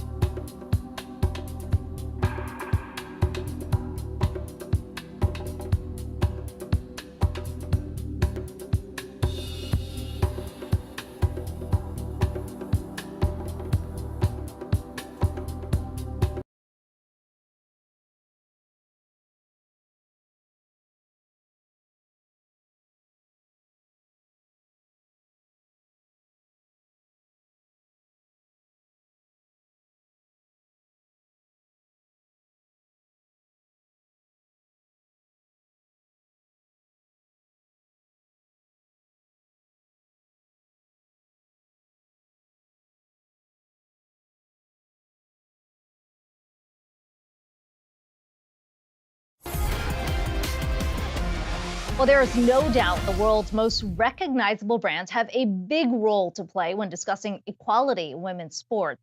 The likes of Nike and Adidas are seen as pivotal in elevating the status of some of the world's top female athletes. Now, much of the growth potential just needs to be quantified. Enter four-time Olympian and gold medal winning ice hockey star Angela Ruggiero. Her Sports Innovation Lab looks to leverage the power of fan data to help all the stakeholders around women's sports boost investment in the space. And Angela joins us now. Great to talk to you today. Let me first talk about your experience as an athlete. What did you experience there that informed this path to found this company or the lab? Yeah, thanks for the opportunity. I played in 4 Olympics. I obviously knew there was an avid fan base that would follow me around. I retired in 2011 before digital media really took off. But I saw the avidity of these fans that wanting more access to me as an athlete. And I, over the last 10 years, I've really seen how the digital transformation of sport in particular and the adoption and awareness that we don't do enough to invest in women has created an enormous opportunity in the market to grow women's sports. So started the company really saying, could we bring more data to the ecosystem and let's objectively look at women's sports through that lens and show there's a real business case as opposed to what I heard time and time again. Oh, it's a charity. It's a nice thing to do. We said at Sports Innovation Lab, let's actually drive dollars into the ecosystem by bringing the data. And that's what we've been able to do in the last few years. And on that front, we saw the Sports Innovation Lab announce this coalition earlier this year that essentially brings a lot of the big brands and media together to increase investments into women's sports. What did you hear from some of these brands, these companies, about why they've held back some of those investments? Well, I think a lot of them increasingly, particularly have more women, which I think is a big deal. At the helm, Andrea Brimmer, for example, at Ally, the CMO there, pledged 50% of her marketing budget to women's sports. There wasn't enough inventory. And what I mean by that is when you go to broadcast networks, some of them haven't bought the women's rights or they've been bundled with the men's rights. So it's been actually hard for those brands that want to spend more money. Think Google, think Coca-Cola. There isn't enough product that they can actually buy because, again, historically, media rights have been bundled with the men or there just isn't the same opportunity. But what I'm seeing is, again, a lot of these companies are saying this is the right thing to do, but it's actually really good for our business, our bottom line. And so this club, the Women's Sports Club that we founded with Ally, was to hopefully drive more investment, drive more awareness, and to work through some of the ecosystem problems that exist so that we can support one another as these brands increasingly want to spend more money and do it in the right ways. There's a little bit more heavier lifting. And I think a big part of that is you might have a smaller sample size today in terms of the reach that you can create in this market, but through investment, again, we're seeing an enormous amount of change. The momentum score that we found, 40% compared to the general sports fan, the women's market drives. So you have a market that is, outpacing the men in terms of driving growth, retaining their fan base, and you see brands paying attention and saying, let me spend more money in this system.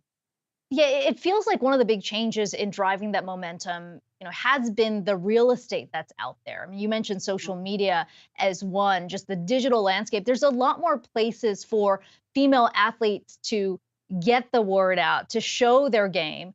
I mean, can you talk about how that has driven visibility? And more importantly, if we're talking about dollars, how does that translate into ads and sponsorships? Yeah, I think you nailed it on the head. Athletes have the ability to go direct to consumer now because of social media. And increasingly, the long tail of the sports ecosystem, these challenger leagues like the NWSL or even the WNBA, now don't just have to go through the broadcast networks and where they usually don't get prime time. So they're able to go direct to consumers through digital channels, through the athletes themselves who are driving a lot of the awareness and visibility. Think Megan Rapinoe, Alex Morgan. And so there's new ways that fans can engage. That's what we talk about every day at Sports Innovation Lab. This fluid fan wants to connect to the athlete, understand more than just the game. They want behind the scenes. They want storytelling.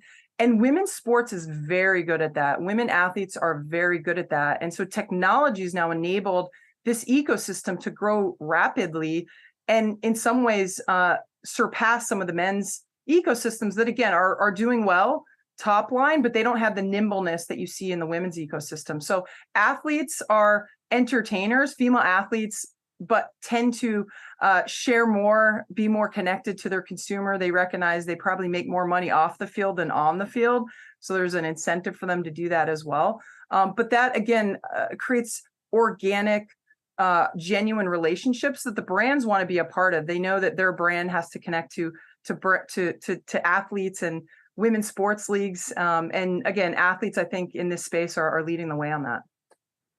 Where are the biggest opportunities for monetization? Is it in women's soccer? Is it in women's basketball? What are you seeing?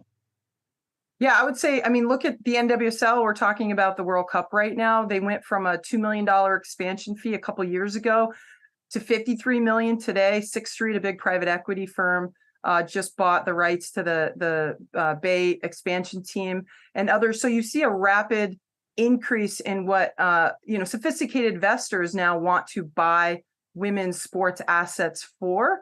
You're seeing the same thing. The WNBA raised $75 million a couple of years ago. You see, I'd say, basketball and soccer here in the U.S. market growing increasingly. And our recent report, Fanarchy 26, about a quarter of the U.S. market wants soccer, played soccer.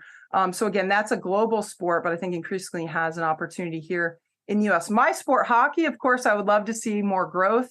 And there's, softball, volleyball. There's a lot of sports that, again, have been underinvested, haven't had the same visibility as, say, tennis or soccer. But the point of it is fans want more. They want more access. They want to consume. And this isn't just female sports fans. This is men and women saying, give me great content, but deliver it to me in a way that I consume today, this fluid fan. And in some ways, they don't care about gender. They just want really cool action with great athletes that are providing an entertaining ecosystem for them, and they'll invest. The fan will invest, the brands will invest. And now you're seeing increasingly the media side of the market say, these rights are worth something, so we're going to invest as well. Yeah, nice to see those strides being made. Angela Ruggiero, Sports Innovation Lab co-founder and CEO. Thanks so much.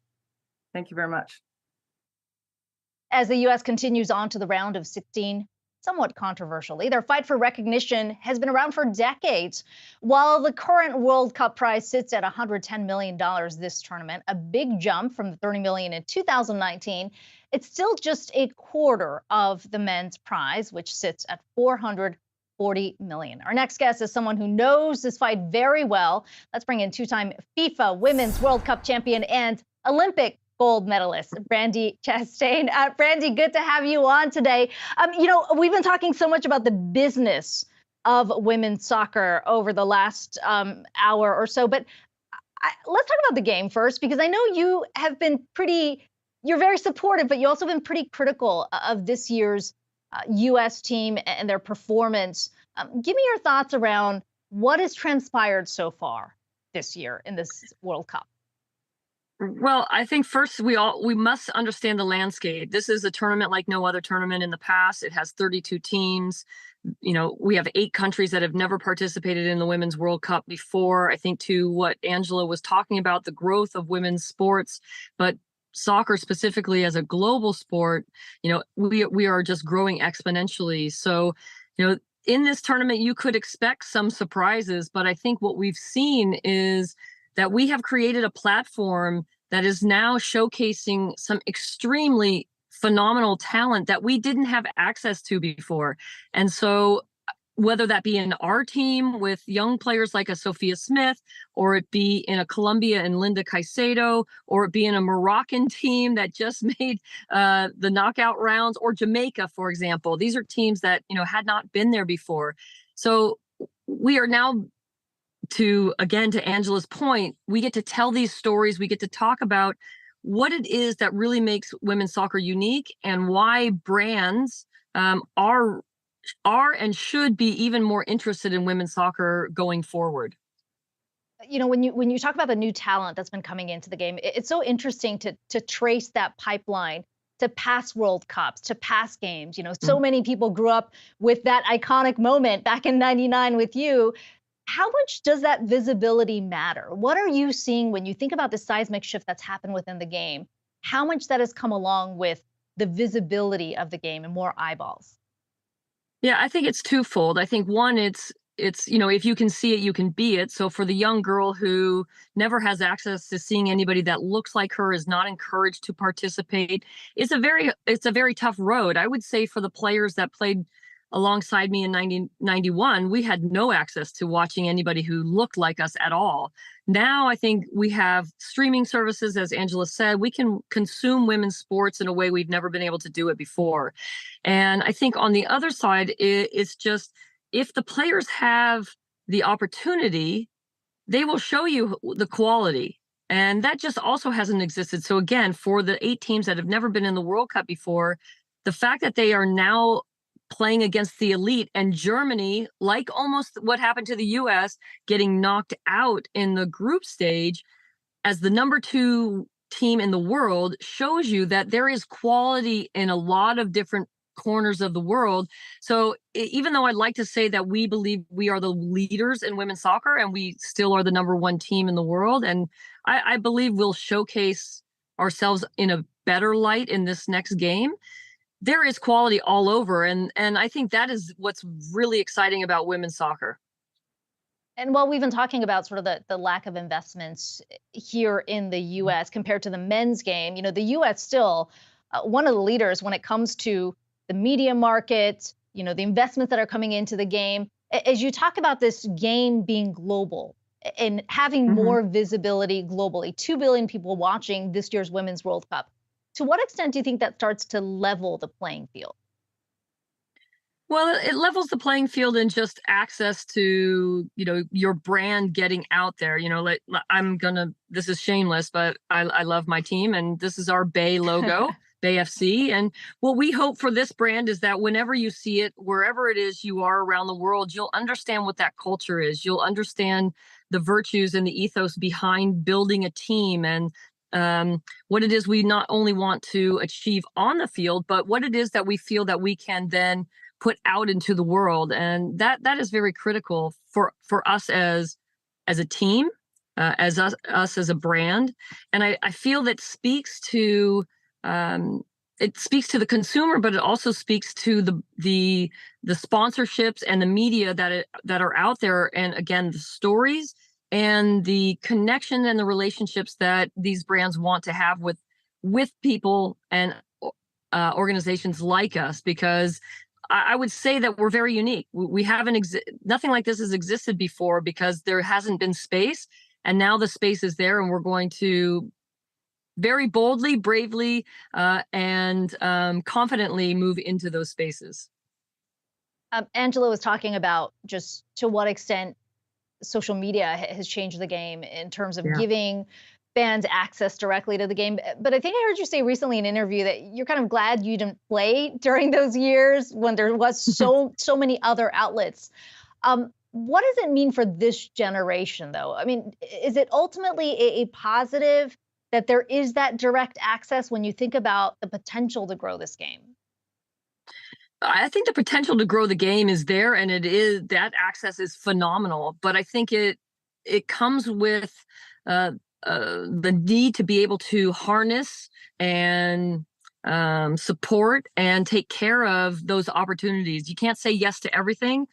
You have to know what it is that you're endeavoring into.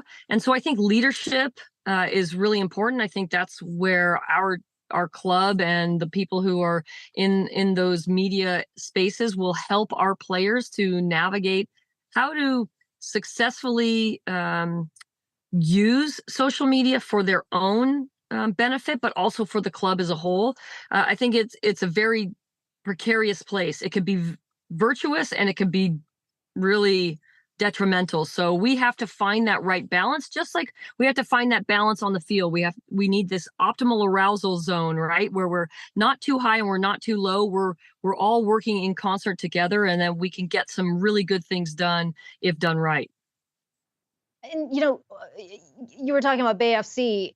We have a tendency to talk about women's sports, whether that's in soccer or basketball, to say, well, this is for women and for young girls. But what are you finding as the visibility expands in terms of the new fans that are coming into the game? Who are you seeing? We're seeing everybody. That's the great thing. We're seeing, obviously we have that core group of young women who want to see people that look like themselves. That's going to be inherent. We have families because soccer is such a family sport. It's something we grow up with. Our sons and our daughters go. For me, it's now it's my granddaughters go. I think we are also seeing people who haven't been invited to sports before and, feel a little, awkward maybe. Soccer is a perfect entry point because we can talk about analytics. We can talk about, how data shapes the decisions that are happening and how, that appeals to a group that hasn't been invited before. So I think there's a lot of populations out there who will consume women's soccer absolutely differently. And also, I think we have a very unique situation. We are 9 counties connected by 9 bridges, and we've got 150 languages. And we have a big job to embrace all of those people and bring them together and say, you matter to our team. Where you come from will influence how we deliver what it is that we do best. And we want to be aware of those things. So I think we are a perfect market for other organizations, brands to get involved with, because we really speak to the people. We have such a diverse population that we can't go wrong. Finally, Brandy, there's a lot of nervous Team USA fans going into this weekend and that match against Sweden. Number one key to the match and your prediction. Oh, number one key? I'm going to say we have to stay together. That seems so simple, but I think, in these big pressure moments, we have to be able to rely on one another. We have to do our job, but we have to rely on one another. Secondary to that, in my opinion, is we have to value the ball more. We have to take care of it. We have to take the opportunities, maybe with a heightened, elevated awareness that we might not get another chance. So we have to be good in the moment, and we have to bring that USA spirit and that gusto, and we have to suffocate the opponent. And that in that way, it's not always pretty, but it's kind of our mentality, and we didn't see that in the last game. So I look forward to that. The prediction, it's a 51-49. I really think this is going to be one of the better games of the tournament, and I'm hoping that the 51 is in the US's favor. A lot of people hoping that as well. Brandy Chastain, it is so great to talk to you today. 2-time FIFA Women's World Cup champion and, of course, 2-time Olympic gold medalist. Thank you. Well, we've got much more World Cup action ahead after this short break. We'll be right back.